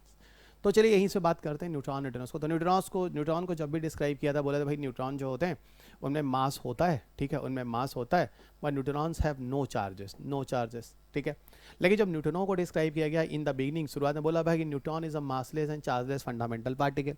लेकिन बाद में जो 2015 का नोबेल प्राइज़ दिया गया, आपने देखा था, अभी मैंने पीछे भी बताया है, 2015 का जो नोबेल प्राइज़ दिया गया न्यूट्रिनो ऑसिलेशन का, उसमें ये बोला गया नहीं नहीं नहीं नहीं नहीं नहीं, है ना, न्यूट्रिनोज जो होते हैं उनमें टाइनी मासेस होता है, यानी neutrinos are chargeless is okay, है ना, but they have tiny masses, ठीक है, but they have tiny masses. और न्यूट्रिनोज आपको बताऊं तो न्यूट्रिनोज ब्रह्मांड में अपने आप भी बहुत सारी घटनाएं होती हैं, इससे निकल रहे होते हैं। मैंने अभी आपको बोला कि सूर्य से भी न्यूट्रिनोज आते हैं, सुपरनोवा एक्सप्लोजन जब तारे मरते हैं उस समय भी न्यूट्रिनोज आते हैं, तो गामा रे किरणें होती हैं वो भी फटती हैं ऊपर ब्रह्मांड में, उससे भी न्यूट्रिनोज आते हैं। तो neutrinos, there are so many reason behind the formation of neutrinos, ठीक है, so many reason behind the formation of neutrinos. और न्यूट्रिनोज हमारी पृथ्वी की तरफ आते हैं, ठीक है, और सबसे ज़्यादा न्यूट्रिनोज हमारी पृथ्वी की तरफ जो आता है बच्चा, वो हमारे स्टार से, और किस स्टार से, सन हमारा सबसे करीबी स्टार है, वहाँ से आता है, ठीक है। तो सन हमारा सबसे करीबी स्टार है, वहाँ से आता है। तो ये फिलहाल न्यूट्रिनोज। और फिर मैं बता दूँ आपको, neutrinos within a fraction of second में, within a fraction of second का मतलब होता है 1 सेकंड से भी कम समय में ट्रिलियंस की संख्या में, trillions of the neutrinos are passing from human body without creating any single harmful effect. तो न्यूट्रिनोज आपके लिए खतरनाक नहीं है। भारत न्यूट्रिनोज को बनाने की बात करता है, और सॉरी न्यूट्रिनो ऑब्जर्वेटरी बनाने की बात करता है थेनी डिस्ट्रिक्ट तमिलनाडु में, और काफ़ी नीचे न्यूट्रिनोज की बात करता है। न्यूट्रिनोज जो होते हैं वो किसी मैटर के साथ रिएक्ट नहीं करते हैं, जो मैंने अभी आपको ट्राइडेंट में पीछे समझाने की कोशिश की थी। जो चाइना का अपना न्यूट्रिनो ऑब्जर्वेटरी बन रहा है, भारत का अपना जो है वो INO है, और दुनिया का सबसे बड़ा न्यूट्रिनो ऑब्जर्वेटरी जो है वो आइस क्यूब है, जो अंटार्कटिका में है, क्यूबिक किलोमीटर एरिया में फैला हुआ है, और चारों तरफ थिक शीट ऑफ आइस से घिरा हुआ है, और अंदर टेलीस्कोप है जिसकी मदद से न्यूट्रिनो की स्टडी की जाएगी। वही भारत भी इंडिया न्यूट्रिनो ऑब्जर्वेटरी मिशन है, लगभग 1200 मीटर, कहीं कहीं 1300 मीटर भी दिया हुआ है, डीप केव है, गुफा है, उसमें बनाकर स्टडी की जा रही है। एटमॉस्फेरिक न्यूट्रिनोज और वेरियस न्यूट्रिनो स्पीसीज वगैरह की स्टडी की जाएगी। न्यूट्रिनोज भी बहुत तरह के होते हैं, वी वाई वो एंटी न्यूट्रिनोज भी होते हैं बहुत सारे, जो यहाँ नहीं, स्टैटिक में बात करता हूँ मैं आपसे। जो जो रिसर्च सेंटर्स हैं, जैसे Tata institute of fundamental research है, department of atomic energy, department of science and technology, ये मिलकर इसके लिए काम कर रहा है, जो कि थेनी डिस्ट्रिक्ट तमिलनाडु में हम स्थापित कर रहे हैं। आगे आइए। सो लोकेशंस आपको बता ही दिया मैंने क्या है। लोकेशन आपको थेनी डिस्ट्रिक्ट हो गया, तमिलनाडु, डेवलपिंग फेज है। साइट भी दिखाऊंगा आपको, सॉरी है ना, साइट भी दिखाऊंगा आपको जो लोकेशंस है। INO underground location sealed from the cosmic ray interference, ठीक है। तो अंडरग्राउंड लोकेशन होने से किसी भी तरह का जो कॉस्मिक रेज है वो नीचे तक नहीं पहुंचने पाएगा। अभी समझाता हूँ, रुको, जब साइट दिखाऊंगा तो ये चीज़ और क्लियर हो जाएगी, ठीक है। और इसके अलावा ये प्रोजेक्ट लॉन्ग टर्म गोल है, स्टडी ऑफ बहुत सारे सोलर फिनोमिना वगैरह की स्टडी करेंगे। सुपरनोवा वगैरह में मैंने भी बोला, जब तारे मरते हैं तो उस समय भी न्यूट्रिनोज वगैरह निकलते हैं, वो हमारे अर्थ की तरफ आते हैं, उसकी स्टडी करेंगे। चाइना का ट्राइडेंट जो हमने पीछे बात की थी, और इंडिया का INO, ये एक न्यू एरा ऑफ न्यूट्रिनोज है। कहीं ना कहीं रिसर्च वगैरह में काफ़ी नई चीज़ें बताएंगे, देखते हैं कमिंग फ्यूचर में क्या होने वाला है, और इससे काफ़ी हद तक हमें ब्रह्मांड के बारे में समझ होने वाली है। अब देखो किस तरह से ब्रह्मांड के बारे में समझ होने वाली है, तो आपको बताऊं तो ऐसा कहते हैं डार्क मैटर डार्क एनर्जी, ठीक है। डार्क मैटर डार्क एनर्जी के बारे में बहुत ज़्यादा हमें पता है नहीं, ठीक है, क्योंकि अंदर जब हम किसी वेव्स को भेजते हैं तो गायब हो जाते हैं। जब अंदर हम किसी वेव्स के भेजते हैं गायब हो जाते हैं, तो आपको कैसे पता चलेगा अंदर क्या चीज़ है। जैसे मैं ही हूँ मान लो, ठीक है, आप मुझे क्यों देख रहे हैं, क्योंकि मेरा जो लाइट है, जब आप मेरे सामने बैठते हैं तो आप मुझे क्यों देखते हैं, क्योंकि आप जो लाइट होती है वो मेरे चेहरे पे पड़ने के बाद फिर आपकी तरफ रिफ्लेक्ट होकर जाती है। अगर वही लाइट जाकर मेरे बॉडी के अंदर एब्जॉर्ब हो जाए, ना तो वो रिफ्लेक्ट होकर आपकी तरफ जाए, ना वो पार करके शरीर से बाहर निकले, तो आपको क्या पता चलेगा शरीर या मैं सामने खड़ा हूँ। एग्जैक्टली न्यूट्रिनोज कुछ इसी तरह की चीज़ों के लिए हो सकता है कि वो अंदर जो है, जहाँ पर चीज़ें गायब हो जाती हैं, वहाँ पर न्यूट्रिनोज अंदर जाकर चीज़ों के बारे में बता दे, क्योंकि इसको बोला जा रहा है जब चार्ज ही नहीं है या मास ना के बराबर है, तो ऐसा एक्सपेक्टेशन है कि न्यूट्रिनोज की मदद से जो डार्क मैटर या डार्क एनर्जी टाइप की चीज़ें या ब्रह्मांड में बोली जा रही हैं, या ब्लैक होल तक की बात अगर की जाए, तो हो सकता है भविष्य में हमें इन चीज़ों को समझने में न्यूट्रिनोज काफ़ी हद तक मददगार सिद्ध हो। तो वही चीज़ें बता रहे हैं, काफ़ी हद तक हमें ब्रह्मांड में इसकी समझ विकसित हो पाएगी। INO प्रोजेक्ट्स, ठीक है, इस बारे में आपको बता ही दिया। ये थेनी डिस्ट्रिक्ट में है जो चल रहा है, 1200 से 1300 मीटर डीप केव बना रहे हैं, ठीक है, वहाँ पे करेंगे। और ये जगह जो है वो बोधी वेस्ट हिल है, थेनी डिस्ट्रिक्ट तमिलनाडु में। साइट भी आपको दिखाता हूँ। ये जो ऑब्जर्वेटरी है, ये यूरोपियन ऑर्गेनाइजेशन का जो न्यूक्लियर रिसर्च सर्न कॉम्पैक्ट म्यूऑन सोलेनॉइड डिटेक्टर है ना, डिटेक्टर्स मैग्नेट है, उससे करीब करीब 4 गुना ज़्यादा बड़ा है, जो बनाने की बात हो रही है, ठीक है। लेट अस सी, ठीक है, रिपोर्ट आया है तो मैंने आपसे बोल दिया 4 टाइम्स मोर मैसिव है, ठीक है। क्योंकि जो सर्न एक्सपेरिमेंट है वो आपको मैं शायद बता भी चुका हूँ, बस शायद नहीं, मैं बिल्कुल नहीं बताया हूँ, हाँ अभी याद आ रहा है, स्टैटिक में मैंने पढ़ाया है। सर्न एक्सपेरिमेंट एक्चुअल में ये यूरोपियन कंट्री है, यूरोपियन यूनियंस का मेन कंट्रीब्यूशन है सर्न एक्सपेरिमेंट में। इस एक्सपेरिमेंट में जनरली गॉड पार्टिकल को ढूंढने की कोशिश की गई थी। ये एक्सपेरिमेंट 2012-13 के आसपास बड़ा न्यूज़ में रहा था। गॉड पार्टिकल भाई, जिसको आप बोसॉन पार्टिकल के नाम से भी जानते हैं, ठीक है, बोसॉन पार्टिकल के नाम से भी जानते हैं। और सन की जो लैब है वो Swiss France border near Geneva, Switzerland वगैरह का जो बॉर्डरिंग एरियाज़ है वहीं पर ये लेबोरेटरी जो है वो सेटअप की गई है। भारत इसका एसोसिएट मेंबर है, पहले ऑब्जर्वेटरी स्टेट था, तो भारत भी यहाँ पर गॉड पार्टिकल वगैरह को ढूंढने की कोशिश करता है। और ये बहुत बड़े बड़े पार्टिकल एक्सेलेरेटर से जुड़े एक्सपेरिमेंट होते हैं, तो ये बहुत बड़ा पार्टिकल एक्सेलेरेटर है। तो ऐसा बोला जा रहा है कि इससे बड़ा है, ये काफ़ी मैसिव टाइम्स है जो यहाँ पे एक्सपेरिमेंट होने वाला है, खासतौर से न्यूट्रिनो की स्टडी करने के लिए, तो वो नाम दिया गया, तो कंफ्यूज मत करना। ये देखो, ये एक पिक्चर है जो मैं लेकर आया हूँ। इस पिक्चर में इंडिया बेस्ड न्यूट्रिनो ऑब्जर्वेटरी की चर्चा हुई है। ये एक टनल है जिसके माध्यम से लोग अंदर जाएंगे, केव वेव है, गुफा उफा टाइप का ऐसे समझो, और ये ऊपर से देखो लगभग 1200-1300 मीटर की हाइट पर है। अब बात ये होती है यहाँ पर ऑब्जर्वेटरी नीचे क्यों है। ट्राइडेंट जो बात हुई थी वो समुद्र के अंदर क्यों है, चाइना सी, ओशन सी वाला क्यों। असल में चाइना सी इसलिए है क्योंकि देखो ये जो रॉक है ना, यहाँ से कोई भी कॉस्मिक रेज आ रहा हो या कोई भी इलेक्ट्रोमैग्नेटिक वेव्स आ रहा हो, X ray, gamma, micro, radio, ultraviolet, सब कहीं ना कहीं किसी ना किसी हाइट तक रुक जाएंगे। लेकिन न्यूट्रिनो जो होगा ना, उसको दिक्कत नहीं है, वो नीचे पहुंच जाएगा तो न्यूट्रिनोज की स्टडी हो जाएगी। वैसे ही समुद्र के अंदर भी है, समुद्र के अंदर भी है, ठीक है, वहां भी क्या है, पानी जो होगा धीरे धीरे X ray, gamma, micro, radio, ultraviolet, जो ऊपर के कोई भी इलेक्ट्रोमैग्नेटिक वेव्स आते हैं रोक लेगा, किसी भी तरह के कॉस्मिक रेस। लेकिन ये न्यूट्रिनोज होंगे वो नहीं रुकेंगे। न्यूट्रिनोज में अभी क्या बोला, वो जनरली किसी मैटर के साथ रिएक्ट नहीं करते हैं। ये सारे के सारे जो मैटर, ये पदार्थ हैं, तो इन सबको तो रिएक्ट नहीं करेगा, तो पास होकर नीचे आ जाएगा। तो यहाँ पर न्यूट्रिनो की स्टडी करना काफ़ी आसान होगा, क्योंकि ये चीज़ मेरे से क्लास में भी कई बार पूछी गई है कि सर हम न्यूट्रिनोज की स्टडी यहाँ क्यों कर रहे हैं। तो न्यूट्रिनोज की स्टडी करने के पीछे यहाँ रीज़न यही है जो मैंने आपको समझा दिया। घबराओ नहीं, आप रवि सर की क्लास में हो तो मेरी पूरी कोशिश होती है कि ढंग से पढ़ाया जाए, बिल्कुल जल्दीबाजी मैं नहीं हूँ। और यूट्यूब में कोई मुझे समय का शॉर्टेज तो है नहीं कि मैं जल्दीबाजी में ख़त्म कर दूँ। और यहाँ पे कोई वो वाला तो टॉपिक है नहीं कि ये 50 क्वेश्चन पढ़ लो निकल जाओ। तो यहाँ पे आराम से इत्मीनान से पढ़िए, ठीक है। खासतौर से जो बच्चे सीरियस बच्चे हैं, जिनको साइंस और टेक में मैंने इंटरेस्ट दिलाया है, आप उसको ठीक से समझिए। और जिनको नहीं दिलाया है, अभी भी समय है दोस्त। फिलहाल इस साल के लिए तो मैं आपसे नहीं बोलूँगा, अब जो 24 का एग्ज़ाम हो रहा है हो जाने दीजिए, हो ही चुका है, अब क्या होना है। लेकिन 25 के लिए अगर आपने मुझे कभी नहीं सुना है, एक बात ज़रूर सुनिएगा, मेरी आपसे गुजारिश है। एक बार जो साइंस एंड टेक की किताब है ज़रूर पढ़िएगा, मेरी आपसे बहुत ज़्यादा गुजारिश है। और लास्ट समय में जो करंट अफेयर्स की क्लासेस आपको देता हूँ यूट्यूब पे, जो अपलोड करता हूँ, वो भी ज़रूर सुनिएगा, है ना। अगर आपके पास पैसे की कमी है, कहीं आप किसी कोचिंग में जाकर 1.5 लाख 2 लाख रुपए फीस नहीं दे सकते हैं, तो ऑनलाइन ले लीजिए, घर बैठ के देखिए, ठीक है। किताब आपके पास है, ठीक है, क्योंकि कोचिंगों में फ़ीस बहुत ज़्यादा है, इस पर मैं भी इस बात से सहमत हूँ, ठीक है, फाइन। तो आप ले सकते हैं, और ये सारा का सारा चीज़ है। न्यूट्रिनोज, ठीक है, टाइनी पार्टिकल्स हैं, मासलेस होता है, ऑलमोस्ट मासलेस है, मतलब टाइनी मासेस है, ठीक है। नियरली लाइट्स की स्पीड से वगैरह से ये भी चलते हैं करीब करीब। एस्ट्रोफिजिक्स की फिनोमेना को समझने में आसान होगा। गामा रे वगैरह से भी निकलते हैं, गामा किरणें वगैरह जब फटती हैं, यूनिवर्स की गुत्थियों को सुलझाने में notoriously difficult to track down है, इनको काफ़ी दिक्कत है। तो काफ़ी चीज़ें मैंने बोली, यहाँ तक कि न्यूक्लियर फ्यूज़न वगैरह जो सन से होता है, मैं बोला सन वन से भी निकलते हैं न्यूट्रिनोज। ये सारे मैंने ओरिजिन के बारे में आपको बताया था, न्यूट्रिनोज की ओरिजिन कहाँ कहाँ से होती है। आईएनओ की मदद से बहुत कुछ करने वाले हैं, ठीक है। अच्छा हाँ, एक चीज़ और है, जो आईएनओ जो प्रोजेक्ट हमारा जो काम कर रहा है, वहाँ पर थोड़ा इन्वायरमेंटल कंसर्न है, ठीक है।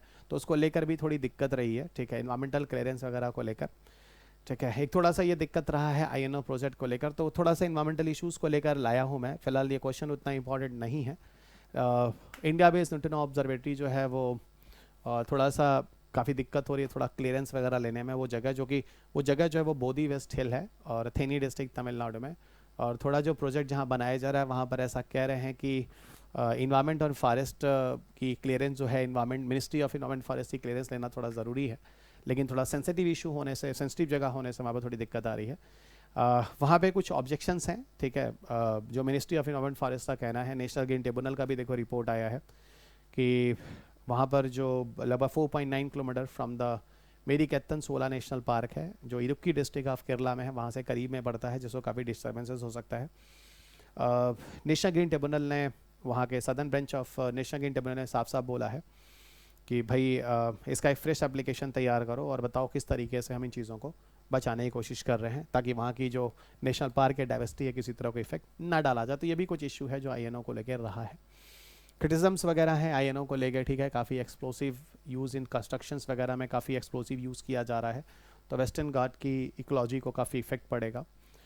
रेडिएक्टिव पार्टिकल्स भी काफ़ी हद तक न्यूट्रिनोज के एक्सपेरिमेंट में जनरेट हो सकते हैं, जो कि कुछ इम्पैक्ट डाल सकते हैं, ठीक है। और यहाँ पर कुछ न्यूक्लियर वेस्ट वगैरह हैं जिनको स्टोर करने के लिए भी, ठीक है, कोई तरीका अपनाना होगा। INO will double up the storage of nuclear waste, ठीक है। अब कैसे क्या करेंगे देखते हैं दोस्त, बहुत सारे क्रिटिज़म्स हैं पर बहुत ज़्यादा ये इंपॉर्टेंट नहीं है। लेकिन हाँ, ये ज़रूर बोलूँगा कि न्यूट्रिनोज भविष्य में मेडिकल इंडस्ट्री हो या यूनिवर्स की स्टडी हो, यहाँ तक कि अर्थ के नीचे जाकर सिस्मिक एक्टिविटीज़ को देखना हो, उस सब को समझने में काफ़ी मदद करने वाला है। यहाँ तक कि अर्थ के अंदर के रिसोर्सेज की भी स्टडी करेगा, जैसे मान लो कहीं फॉसिल फ्यूल है या नेचुरल गैसेस हैं, मिनरल एलिमेंट्स हैं, ठीक है। तो इन सब की स्टडी करेगा। अर्थ के अंदर जो हीट कन्वेंशनल करंट्स होती हैं, ज्योग्राफी में आप पढ़ते होगे, कभी कभी हीट कन्वेंशनल करंट बढ़ जाती हैं तो ऊपर वो प्रेशर डालती हैं और प्लेट्स के मूवमेंट शुरू होते हैं, अर्थक्वेक आता है। तो वही मैंने बोला कि अपीयरेंस ऑफ द अर्थक्वेक भी किसी एरिया में कितना हो रहा है, क्या हो रहा है, उसकी स्टडी भी काफ़ी हद तक आसान हो जाती है with the help of neutrinos. कोई ज़रूरत नहीं है उसे एक्टिवेशंस वगैरह करने में, ठीक है। अगले टॉपिक की तरफ आते हैं, डार्क मैटर एक्सपेरिमेंट्स, और जिसके लिए हम लोग बात करेंगे xenon 1T experiment. Xenon 1T experiment, ये एक्सपेरिमेंट एक्चुअल में डार्क मैटर को समझने के लिए होने वाला एक्सपेरिमेंट है। डार्क मैटर एक्चुअल में देखो, ब्रह्मांड में जब आप रात में जब आप कभी अपनी नानी वानी के घर गए हो और छत वत पे सोए हो, ठीक है, मैं अपनी बात थोड़ा बताता हूँ। तो मुझे याद है कि रात में जब हम सो जाते थे, मतलब सब लोग सो जाते थे और मान लो मैं जग रहा हूँ, मेरे कजिन्स वजिन सब सो जाते थे, तो याद होगा वो पुराने दिन, आप में से काफ़ी लोगों ने नानी के घर सोया होगा। मैसेज करना मुझे, है ना सर, हाँ सर मुझे वो दिन याद आ रहा है।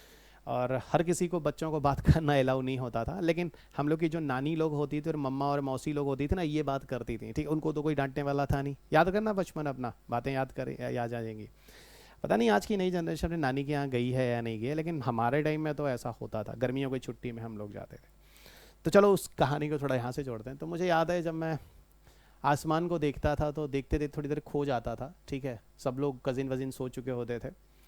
सो थोड़ी थोड़ी नानी और मम्मी की और मौसी की आवाज़ें आती थी, मामी की आवाज़ें आती थी, ठीक है। सो थोड़ी देर बाद जब मैं ऊपर देखता था आसमान में, मुझे ऐसा लगता था अरे ये तारे जो है ना, एक किसी तरीके से अंतरिक्ष में जो है वो अरेंज हैं, गॉट इट। सो ये जो तारे जो हैं जो किसी तरीके से अरेंज हैं, ठीक है, तो ये क्यों है ऐसे, क्या है, उस बारे में उस समय बहुत ज़्यादा कुछ सोच तो पाता नहीं था। तो मान लो ये एक सेलेस्टिकल बॉडी है जिनको मैं तारे ही बोल रहा हूँ, और ये अंतरिक्ष में मान लो एक तरीके से अरेंज है जैसे आप यहाँ पे देख रहे हैं, ठीक है। और यहाँ पर एक डार्क एरिया होता था, सबको पता है, ठीक है, पूरा डार्क एरिया। और इवन आपको बताऊँ, डार्क एरिया आप देखो तो अंतरिक्ष में आपको ज़्यादा दिखता है, गॉट इट। एंड और डार्क एरिया जो है अंतरिक्ष में भरा हुआ है, आई थिंक एवरीबडी नो, पूरा का पूरा डार्क एरिया जो है अंतरिक्ष में भरा हुआ है, ठीक है। इस डार्क एरिया में, ठीक है, इस डार्क एरिया में अंदर क्या है कुछ पता है नहीं, लेकिन आपको बताऊं तो वैज्ञानिकों का मानना है कि यही डार्क एरिया में एक्चुअल में डार्क मैटर होते हैं, ठीक है, जो क्या करते हैं, सारे के सारे सेलेस्टिकल बॉडी को एक फोर्स ऑफ अट्रैक्शन में लगा कर रखते हैं, जिसकी वजह से सेलेस्टिकल बॉडी का एक अरेंजमेंट होता है, ठीक है। आप समझ में आ गया डार्क मैटर। लेकिन इन डार्क मैटर में जब हम कोई वेव्स भेजते हैं, कुछ करते हैं, इनके अंदर जानने की कोशिश करते हैं, गायब हो जाते हैं, ठीक है। तो इसके बारे में बहुत ज़्यादा पता है नहीं, है ना। जैसे मान लो कि हम लोग के घर में जो हमारे माँ बाप होते हैं, गॉट इट, हमारे जो माँ बाप होते हैं, तो वो हमारे घर में एक तरह के डार्क मैटर ही होते हैं। हम भाई बहन जो भी होते हैं, जितने भी होते हैं, अपने माँ बाप के इर्द गिर्द जाकर जुड़े ही रहते हैं, ठीक है, कुछ भी हो जाए, ठीक है। तो जब तक माँ बाप होते हैं, भाई बहनों को सबको जोड़ कर रखते हैं। और हमें भी याद है जब हम लोग छोटे थे तो दिवाली होता था या होली होता था या अपने ईद होता था, जो भी अलग अलग त्यौहार होता था, ठीक है, या क्रिसमस उस्मस होता था, जो लोग भी जिस भी धर्म मज़हब के हैं, ठीक है, वो सब अपने घर में परिवार वालों के साथ जाकर सेलिब्रेट करते थे। और माँ बाप हमेशा घर के केंद्र में रहे हैं, ठीक है। इसीलिए मैं कहता हूँ, तो माँ बाप जिंदा हैं, भाइयों बहनों को सबको कोशिश करना चाहिए जितना दिन साथ रह सके उतना अच्छा है, ठीक है ना। फिर उसके बाद क्या है अपना देखिए, ठीक है, चलिए। लेकिन माँ बाप जब तक जिंदा हैं साथ रहिए, ठीक है।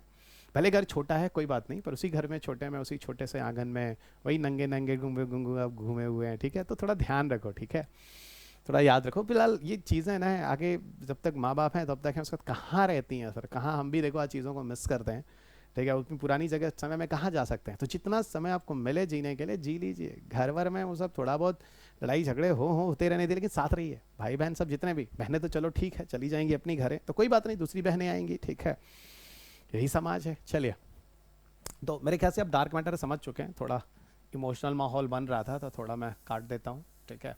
आइए इधर आइए। तो आई थिंक अब चलते हैं डार्क मैटर एक्सपेरिमेंट को लेकर। ये जिनॉन 1T एक्सपेरिमेंट क्या है थोड़ी बात करते हैं। अरे अरे अरे, एक मिनट, ठीक है। देखिए ऐसा नहीं है मैं आप लोगों के मैसेज नीचे नहीं देखता हूँ, बिल्कुल देखता हूँ, अच्छा लगता है। और आपके जो मैटर होते हैं ना, सॉरी, आपके जो मैसेज होते हैं वो मुझे पॉजिटिव करते हैं, ठीक है, मेरी एनर्जी को बढ़ाते हैं। तो लिखा कीजिए, लिखा कीजिए, उल्टी सीधी चीज़ें भी लिखा कीजिए, ठीक है, वो कोई फ़र्क नहीं पड़ता है। जैसे कि सर आप बार बार बोलते हैं कि ये करंट अफेयर्स नहीं है, वो है, तो लिखा कीजिए, कोई फ़र्क नहीं पड़ता, ठीक है। ये उन्हीं बच्चों के लिए होता है जो ज़्यादा फ्रस्ट्रेट होते हैं, लिखते हैं। काफ़ी बच्चे हैं, अब वो क्या करे बेचारा, खुद की गलती देगा नहीं, किसी और की गलती देगा नहीं, माँ बाप को गलत ठहरा नहीं सकता, वो पैसे दे रहे हैं। तो अंत में हम टीचर ही आते हैं लास्ट में, जो फ्रस्ट्रेशन के शिकार होते हैं बच्चों के लिए, और वो लिख देते हैं। तो हमें भी उसमें कोई बुरा नहीं होता, उनको भी मैं लाइक कर देता हूँ, ठीक है। अब उसको भी तो कोई सुनेगा ना, उसकी, वो भी तो बेचारा परेशान है, उसके बारे में कौन सुनने वाला है। समाज तो तौहीन करने वाला है। आपने मार्केट में ऐसे ही बोल कर आए हो कि हम यूपीएससी फोड़ेंगे इस बार, इसीलिए कहते हैं ना, क्यों इतना फेक कर आए हो, शांति से काम करना चाहिए। लेकिन नहीं, 2 साल अपना, मतलब क्या बोलें, चलो, है ना, चीज़ों को साइलेंटली करो, ठीक है, रिजल्ट अपने आप आवाज़ के साथ बोलेगा। ठीक है, प्रिपरेशन ज़्यादा बताया मत करो। चलो अब जो बोल दिया उसका क्या कर लोगे, गलती आपने किया। ठीक है, इधर आइए। सो देखते हैं क्या है ये। यूनिवर्स में डार्क मैटर होते हैं जो interact solidly through the gravitational forces. ठीक है, उन जगहों पे कुछ ग्रेविटेशनल फोर्सेस वगैरह हैं, चीज़ें अरेंज हैं एक दूसरे के साथ। अब मैंने बोला मान लो तारे हैं ऊपर एक दूसरे से अरेंज हैं, तो क्यों अरेंज हैं? कुछ होगा ना, कोई फोर्स होगा, तो ठीक है, वो कोई ग्रेविटेशनल फोर्स है। आपको बोला था ना ब्रह्मांड 4 नेचुरल फोर्सेस से मिलकर बना होता है। अब देखो ये सब कंसेप्चुअल बच्चों के लिए समझ की चीज़ें हैं, जो हल वाले उनके लिए कहाँ से हम बता पाएंगे यार, तुम लोग समझो जरा। ठीक है, मैं नहीं पढ़ा सकता, ठीक है, मैं ऐसे नहीं पढ़ा सकता। ठीक है, तो वही 4 नेचुरल फोर्सेस हैं, ग्रेविटेशनल फोर्स है, इलेक्ट्रोमैग्नेटिक फोर्स है, स्ट्रॉन्ग फोर्स है, वीक फोर्स है, जो मैं आपको बोल रहा था। तो उन्हीं सब फोर्सेस से ब्रह्मांड में चीज़ें लगी हुई हैं। तो कहीं ना कहीं डार्क मैटर वगैरह में भी कुछ यही सब चीज़ें होती हैं। अच्छा, एक फिनोमिना है जो कि ग्रेविटेशनल लेंसिंग्स के बारे में बताएगा। अब ग्रेविटेशनल लेंसिंग को समझने के लिए असल में आइंस्टाइन की जनरल थियरी ऑफ रिलेटिविटी पर जाना पड़ेगा। आप ध्यान दो, जब मैंने आपको पीछे थोड़ा सा मैंने आपको पढ़ाया था शायद, हाँ, पार्टिकल फिजिक्स जब मैं आपको पढ़ाता हूँ तो वहाँ पे एक कंसेप्ट पढ़ाता हूँ, Einstein general theory of relativity. ठीक है, और मैं वहाँ कहता हूँ कि Einstein general theory of relativity के बेस पे ही इन्होंने ही बोला ग्रेविटेशनल वेव की मौजूदगी के बारे में। ये चीज़ मैं आपको 1915 की बात बता रहा हूँ, सोचो 1915 की बात बता रहा हूँ। और ये क्वेश्चन आपको मैंने बोला है 2017-18 के प्रीलिम्स में, 102 साल बाद ये क्वेश्चन करंट अफेयर्स का क्वेश्चन आपके पेपर में आया था। जिन्होंने कभी Einstein general theory of relativity नहीं पढ़ा उनके लिए ये 102 साल बाद करंट अफेयर्स का क्वेश्चन है। ठीक है, और जो लोग मुझसे 15 साल से पढ़ रहे हैं, 20 साल से, उनको पता है सर क्यों मजाक करते हो। चलिए, ठीक है, तो ये हो गया। ठीक है, अच्छा, इस Einstein general theory of relativity में बहुत सारी चीज़ें बताई गई। वो मैंने बोला था ना, वो स्पेस टाइम वाली बात पीछे के लेक्चर से बात की है। ठीक है, अच्छा, उसके बाद मैंने आपको बोला था ग्रेविटेशनल वेव्स के बारे में, देखो फिर मैंने लिख दिया उसके बारे में, यहीं से उस थियरी में पता चला, इन्होंने ही इस चीज़ के बारे में बताया। और एक चीज़ और यहीं पर बताई गई, light bends due to effect of gravity. कहाँ गया? मास बेंड्स लाइट, हाँ ठीक है ना, मास बेंड्स लाइट का मतलब होता है light bends due to effect of gravity. मैं लिख देता हूँ, light bends due to effect of gravity, light bends due to effect of gravity. ठीक है, इफेक्ट ऑफ ग्रेविटी। इसको देखो, इस कंसेप्ट पर अगर जाओगे ना, ये जो कंसेप्ट है ये आइंस्टाइन ने ही दिया था जनरल थियरी ऑफ रिलेटिविटी में।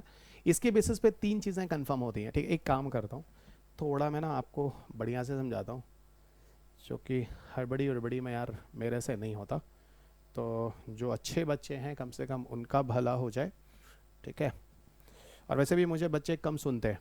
ठीक है, ये भी आपको पता है, इसीलिए मेरे वीडियोस में व्यूज़ कितने होते हैं, शायद 400-500। मुझे लगता है मेरे भी बच्चे कम ही सुनते हैं, है ना, जिनको मैं पढ़ाता हूँ। ठीक है, वे कोई फ़र्क नहीं पड़ता यार, आप चुपचाप अपना काम करो बस। ठीक है, तो मैं वही काम करता हूँ। Einstein general theory of relativity, Einstein है ना, Einstein general theory of relativity में, है ना, जनरल थियरी ऑफ रिलेटिविटी में।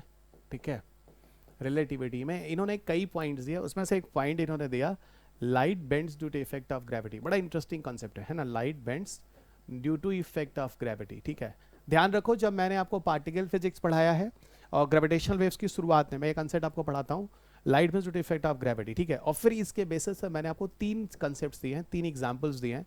जैसे एक मैंने दिया था कि एक मैंने कहा था apparent position of star is totally different, है ना, apparent position of a star, apparent position of star is totally different, star is totally different from actual position of star, है ना, different from actual position of star, है ना, from actual position of star। एक तो ये concept आपको बार बार बताता हूँ, पोजिशन ऑफ स्टार। दूसरा कंसेप्ट मैं आपको बताता हूँ ग्रेविटेशनल लेंसिंग के बारे में। ठीक है, याद रखना दोस्त, ये आएगा ज़रूर किसी साल। ठीक है, ग्रेविटेशनल लेंसिंग के बारे में बताता हूँ। एक्चुअल में ग्रेविटेशनल लेंसिंग का जो कंसेप्ट है वो यही है जो ऊपर लिखा हुआ है, इसी पर बेस्ड होकर आता है। और तीसरा एक कंसेप्ट होता है, इसको हम कहते हैं दोस्त आइंस्टाइन रिंग। ठीक है, Einstein ring, Einstein ring, got it, इसको हम कहते हैं आइंस्टाइन रिंग। ये तीनों की तीनों चीज़ें ना याद रखना, आने वाले सालों में पूछा कि इनमें से कौन सी चीज़ें हैं जो आइंस्टाइन के, इस वैसे आइंस्टाइन ने बहुत सारे कंसेप्ट दिए, स्पेस टाइम, बहुत सारी चीज़ें ग्रेविटेशनल में, उसमें से एक चीज़ ये भी है जिसको मैं यहाँ पे बात कर रहा हूँ। ठीक है, मैंने आपको बार बार बोला इतना सारा स्टैटिक तो पढ़ाया नहीं जा सकता, जो 75 घंटे की क्लास होती है, 80 घंटे की, तो शॉर्ट में फिर मैं कोशिश कर रहा हूँ। तो अब जैसे light bend due to effect of gravity और ग्रेविटेशनल लेंसिंग, ये सारी चीज़ें एक ही बात है। इसी की वजह से आइंस्टाइन रिंग की फिनोमेना जो है वो ब्रह्मांड में होती है। ठीक है, मैं आपको ना एक पिक्चर दिखाता हूँ, और light bends due to effect of gravity में मैं आपको एक कंसेप्ट समझाता हूँ। Light bends due to effect of gravity, due to gravity ना, बहुत ही इंटरेस्टिंग है। ब्लू कलर का एक पिक्चर होगा, आपको दिखाता हूँ। ये वाला देखो दोस्त, है ना। इसको थोड़ा सा मैं मैग्नीफाई करता हूँ, इधर देखो, है ना। इससे आपको बहुत कुछ कंसेप्ट क्लियर हो रहा होगा और आपको ये समझ में आ जाएगा मैं कहना क्या चाह रहा हूँ। ठीक है, ये देखो, ये जो है, देखना भाई, देखना है ना बच्चों, इधर देखो बच्चा बाटी। ठीक है, ये है बच्चा सन, है ना। ये क्या है, ये है सन, गॉट इट, ये सन है। ठीक है, सन का क्या है, एवरीबॉडी नो, सन का अपना एक मास होता है। ठीक है, मास होता है, और मैंने आपको बोला जितना ही मास होता है उसकी अपनी ग्रेविटी होती है। याद आ रहा है, मैंने ये पीछे अभी आपको लेक्चर में क्या समझाया था, पीछे के लेक्चर्स में, कि देखो ये एक कपड़ा है, आइंस्टाइन ने ऐसे समझो कि स्पेस टाइम है, इस कपड़े को, फैब्रिक को समझो, इसमें एक एक्सिस ये जो है वो स्पेस है, और ये वाई मान लो, ये टाइम है, और इस पर डिफरेंट मास के ऑब्जेक्ट को रख दो, जिसका मास जितना ज़्यादा होगा उसका उतना ही अगल बगल की चीज़ों की ग्रेविटी ज़्यादा होगी। Got it. सो ये हो गया। ठीक है, अब देखो, ये एक एक्चुअल पोजिशन ऑफ स्टार है, जो एक्चुअल में तारा जो है वो यहाँ पर है। Got it. और ये आपका अर्थ है, ये आपका अर्थ है, ये देखो बच्चा, ये हमारा अर्थ है ना, हमारा अपना प्यारा ब्लू प्लैनेट। ठीक है, जब किसी स्टार की रोशनी हमारे अर्थ पर आती है, ठीक है, ये देखो स्टार की रोशनी आ रही है, इसको ये ना एक काम करता हूँ मैं, येलो कर लेता हूँ। ठीक है, येलो थोड़ा ज़्यादा क्लियर होगा। स्टार की रोशनी जब हमारी पृथ्वी पर आती है तो ये सन के इफेक्ट से होकर गुजरती है। तो रोशनी जो होती है वो ऐसे जा रही थी, लेकिन जो सन है उसका मास है, उसकी वजह से रोशनी जो गई बेंड होकर पृथ्वी पर गई, और बेंड होकर जब पृथ्वी पर गई, ठीक है ना, तो रोशनी ऐसे देखो, ऐसे कर्व हो गई। ये देखो थोड़ा सा यहाँ कर्व हो गया, ये कर्व हो गया ना, कर्व हो गया। ठीक है, और कर्व होने से लाइट बेंड होके जा रही है। अच्छा, पृथ्वी पर जो लाइट आ रही है वो सीधी आ रही है, और आपको पता है लाइट की एक प्रॉपर्टी होती है, ये क्वेश्चन 2019-20 के आसपास पीटी में पूछा था, कि हम ब्रह्मांड में जो चीज़ें होती हैं उनको हम लाइट्स में ही क्यों नापते हैं, उनकी डिस्टेंस के लिए। तो ये चीज़ आपके पेपर में एक क्वेश्चन और आ चुका है 2020 में, देखो तो कभी किताब यार। और आपको बताऊं, इस किताब की में ना, जो मैंने मैग्रहिल किताब लिखी है, उसके लास्ट तक क्वेश्चन पेपर देखना, होश उड़ जाएंगे आपके। हो सकता है कुछ बच्चों ने 3-3 बार से यूपीएससी का पीटी लिखा हो और पीटी क्वालिफाई ना हो रहा, उनको दिख रहा हो, ये देखो 7-8 क्वेश्चन के स्कोप यहाँ थे, यहाँ हम 2 क्वेश्चन से रुक रहे थे, हम पढ़ लेते ठीक से तो कर लेते। आप देखिएगा, चाहे वो इन्वायरमेंट की किताब हो, चाहे वो साइंस एंड टेक की किताब हो, लोगों ने तो आपको क्वेश्चन पेपर तक नहीं दिखाए हैं पिछले के 13 सालों में। और यहाँ तक कि कितने क्वेश्चन ऐसे हैं इन्वायरमेंट और साइंस टेक में जो रिपीट मारे हैं, और मैंने आपको हर चैप्टर के लास्ट में क्वेश्चन पेपर दिखाकर सबसे पहले तो यही काम किया। जबकि कितनी पब्लिकेशन से किताबें आती, उन्होंने क्वेश्चन पेपर भी सारे नहीं, या तो मुझे लगता है या उन्हें समझ भी नहीं आया कि ये क्वेश्चन साइंस टेक और इन्वायरमेंट का है।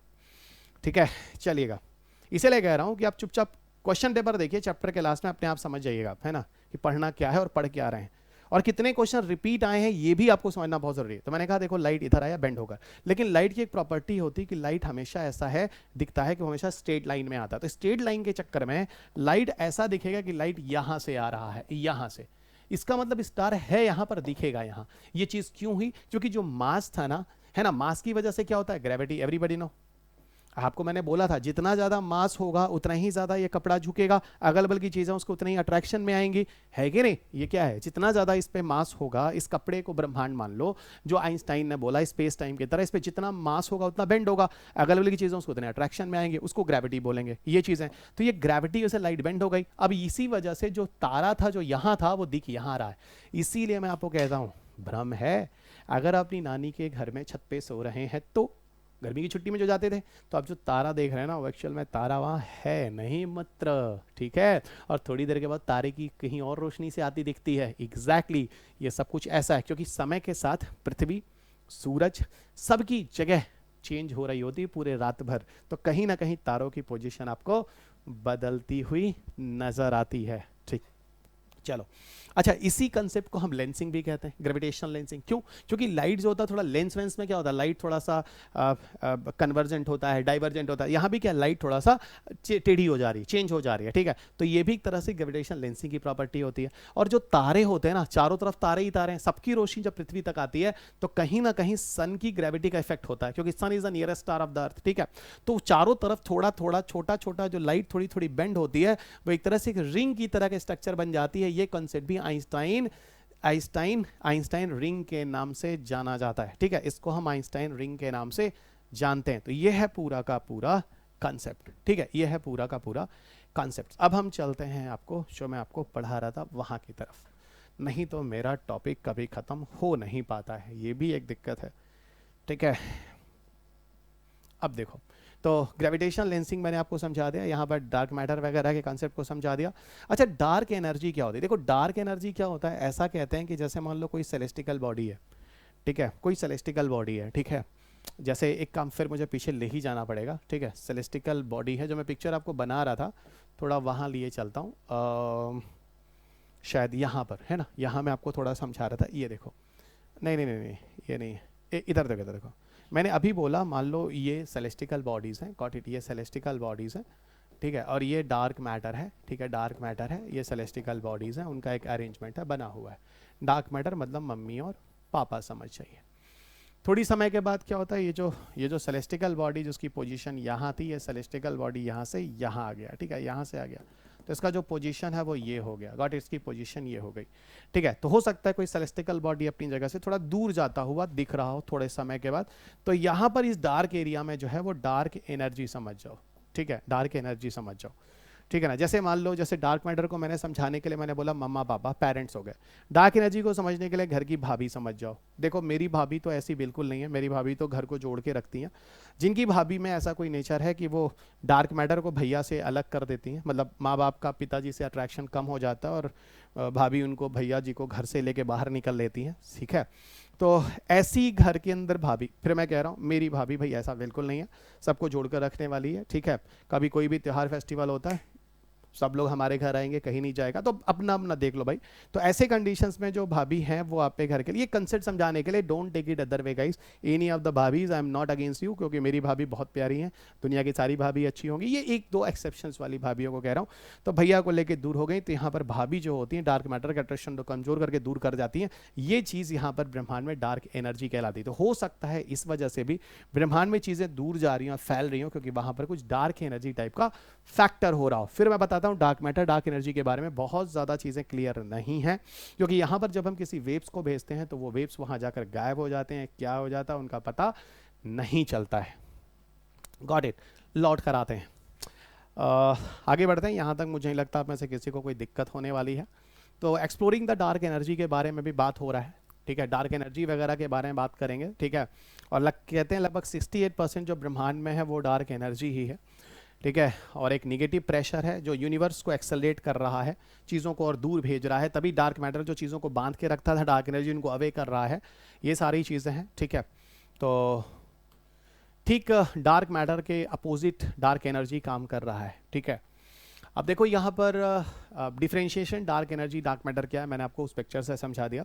यहाँ पर ये ज़ेनॉन 1T जो एक्सपेरिमेंट है, ठीक है, क्या है ये एक्चुअल में एक लैब है जो कि इटली में है, ठीक है, ज़ेनॉन 1T, और located at the INFN laboratory है, नजिनो मलाई डेल ग्रैंड शैसू इटली में है। ये दुनिया का most sensitive dark matter experiment है जो यहाँ पर हो रहा है, जिसको ज़ेनॉन 1T के नाम से जानते हैं।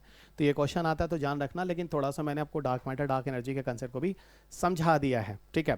ज़ेनॉन 1T जो है ऑपरेट्स होता है underground sealed from the background interference aiming to detect exclusive the dark matter particles. अब नहीं जाएंगे रिसर्च पे, पर ध्यान रखिए कि एक ऐसा एक्सपेरिमेंट है जो खासतौर से डार्क मैटर डार्क एनर्जी की स्टडी करने के लिए इटली में एक लैब है, जहाँ पर ज़ेनॉन 1T है ना, रिसर्च के नाम से जानते हैं, जैसे हम जो एक्सपेरिमेंट हो रहा है, जैसे डार्क मैटर डार्क एनर्जी की स्टडी करने की कोशिश की जा रही है। जनरल थियरी ऑफ रिलेटिविटी पे बहुत सारी बातें हो गई हैं आपको। जनरल थियरी ऑफ रिलेटिविटी में जो बातें होती हैं, ये 2015 का कंसेप्ट है, 14-15 में जाके 1915 दोस्त है ना, कहीं गलती से 2015 बोला हो तो देख लेना। 2015 में आते आते तो इसका 1 साल पूरा हो गया था, तो 100 years of the general theory of relativity completed है ना, वो हुआ था इस साल में आकर, ठीक है। जनरल थियरी ऑफ रिलेटिविटी के पहले स्पेशल थियरी ऑफ रिलेटिविटी थी 1905 में, उसके 10 साल बाद उन्होंने अपनी थियरी को फिर से करेक्ट किया स्पेशल थियरी के बाद, और जाकर एक नई थियरी लाए जिसे जनरल थियरी ऑफ रिलेटिविटी कहते हैं। इसमें आइंस्टाइन ने बहुत सारी बातें बोली, universe is a space time, matter wraps in its surrounding. UPSC में क्वेश्चन पूछा भी गया है 2017 के पीटी में जाकर, ठीक है, जो 1915 की चीज़ थी, 2 बार मैं पीछे बता चुका हूँ। उसमें बोला कि light bends to effect of gravity, उस कंसेप्ट को भी मैं पीछे समझा चुका हूँ। इसके अलावा और भी चीज़ें बोली गई कि अगर 2 different mass of the objects space में गिरते हैं आते हैं तो सेम समय में सेम जगह पहुंचते हैं, क्योंकि वैक्यूम होता है। और इस बारे में फ़िलहाल गैलीलियो ने भी बताया था, जो लोग स्टैटिक पढ़े हुए हैं वो सारी बातें याद आ रही होंगी। और light bend to defect of gravity वाला कंसेप्ट भी आपको समझाया था, उस पर 3 कॉन्सेप्ट बताए थे, ग्रेविटेशन लेंसिंग, आइंस्टाइन रिंग, और एक और बताया था अपरेंट पोजीशन ऑफ स्टार जो है वो बिल्कुल टोटली डिफरेंट है from actual position of star, ये कंसेप्ट भी है, और ग्रेविटेशनल वेव के बारे में। तो ये general theory of relativity bar bar repeat हुई है और it's a most important topic guys. और मैं आपको बताऊं तो यहीं पर आइंस्टाइन के साथ हमारे सत्यनाथ बोस जी का भी नाम आता है, लेकिन उस पर बेस्ड होकर बहुत सारे फिफ्थ स्टेट ऑफ मैटर्स की बात होती है जिसको बोस आइंस्टाइन कंडेंसेट कहते हैं, और बोस आइंस्टाइन स्टैटिस्टिक्स जिस पे 2018 के मेंस का क्वेश्चन बना है। लेकिन अभी के लिए इतना ही जो आपके पास है।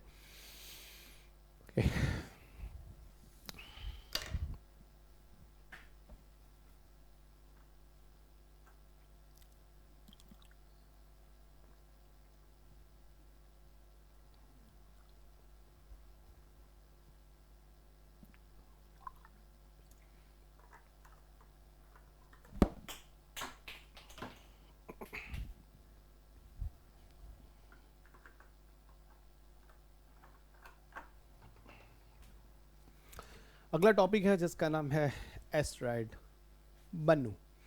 देखो एस्ट्रॉयड बन्नू जो है ये फिलहाल देखा जाए तो एज एस्टेरॉइड्स तो यूनिवर्स और पार्टिकल फिजिक्स में आएगा, लेकिन इसका जो मिशन है जिसका नाम है ओसिरिस रेक्स मिशन, नासा का प्रोजेक्ट है, और ये ऐसा कहते हैं पृथ्वी के सबसे करीब का एस्टेरॉइड्स है, इसकी तो मिट्टी तक नासा ले आया है। ठीक है, तो इसी एस्ट्रॉयड बन्नू की बात करेंगे, और ये कुछ सालों के बाद ये पृथ्वी के काफ़ी करीब से होकर गुजरता है। और एक बात बताऊं, ऐसा कहते हैं लगभग 150 सालों में जाकर बन्नू एस्ट्रॉइड्स हमारी पृथ्वी से टकरा भी सकता है।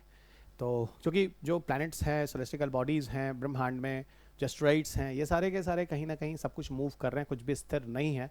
Einstein general theory of relativity में मैंने पीछे भी इसके बारे में बात किया है, इस ब्रह्मांड में सब कुछ समय के साथ बदल रहा है। एस्ट्रॉइड बन्नू पे अगर हम बात करें तो ठीक है, ये स्मॉलेस्ट नियर अर्थ है ना, नियर अर्थ एस्ट्रॉइड्स है, और close passes to our planet after 6 years के बाद ये काफ़ी करीब से होकर गुजर रहा होता है। ऐसा कहते हैं लगभग 4.5 बिलियन ईयर से के आसपास सोलर सिस्टम के साथ साथ है ना, इसकी ओरिजिन भी करीब करीब मानी जा रही है। ठीक है, हमारे आज के टाइम से लगभग। बाकी इसके अलावा इसकी ओरिजिन ओसिरिस रेक्स करके एक मिशन भेजा गया है खासतौर से, फिलहाल ये 2016 में भेजा गया था। अमेरिका का पहला यूएस मिशन आप बोल सकते हैं, पहला यूएस मिशन है जो एस्ट्रॉइड्स के सॉइल सैंपल को लेकर आया भी है। इसके अलावा और भी चीज़ें हैं, यहाँ पर हम उसके लाइफ्स को समझने वाले हैं, एस्ट्रॉइड्स के नेचर को समझने वाले हैं, या कह लो वहाँ पर बायो सिग्नेचर भी करने वाले हैं। बायो सिग्नेचर का मतलब होता है वहाँ के सॉइल सैंपल वगैरह को लेकर हम वहाँ के बारे में पास्ट लाइफ और प्रेजेंट लाइफ की स्टडी करेंगे, इसको हम कहते हैं बायो सिग्नेचर्स। इसके अलावा और भी मिशंस हैं जो एस्ट्रॉइड्स के सॉइल सैंपल लेकर आए, जैसे जापान का एक हयाबुसा है 1, हयाबुसा 2 है, जिस पे मैंने स्पेस में आपको बात किया है। और सैंपल प्रिजर्वेशन रिसर्च के लिए है ना 70% of the sample Johnson space research वगैरह जहाँ भेजा गया है। ठीक है, फिलहाल वो बहुत ज़्यादा ऐसा इंटरेस्टिंग टॉपिक नहीं है जो आपको यहाँ बताया जाए। Got it. सो ये कुछ रिसर्च हैं जो यहाँ पर किए गए हैं। अदर सैंपल रिटर्न्स मिशन में हयाबुसा में आपको बोल रहा था, हयाबुसा 1, हयाबुसा 2 जो इटोकावा रगू करके जो एस्ट्रॉइड्स हैं वहाँ के सॉइल सैंपल्स लेकर आए हैं। चाइना का चैंगी 5 है जो मैंने आपको स्पेस में पढ़ाया, इट्स वेरी इंटरेस्टिंग टॉपिक। और यहाँ पर चाइना 4 डिकेट्स के बाद, 4 डिकेट मतलब 40 साल के बाद फिर मून का जो सॉइल सैंपल लेकर आया है। फिर वही बात हो गई जो 2020 में पृथ्वी पर लौटा है, और बायो सिग्नेचर करेंगे, उसकी केमिकल टेस्टिंग करने के बाद वहाँ पर पास्ट लाइफ और प्रेजेंट लाइफ को जानने की कोशिश करेंगे। ठीक है, तो ये सारे कुछ मिशंस हैं जो सैंपल रिट्राइवल मिशन कह सकते हैं, जहाँ सैंपल्स को लेकर आए हैं।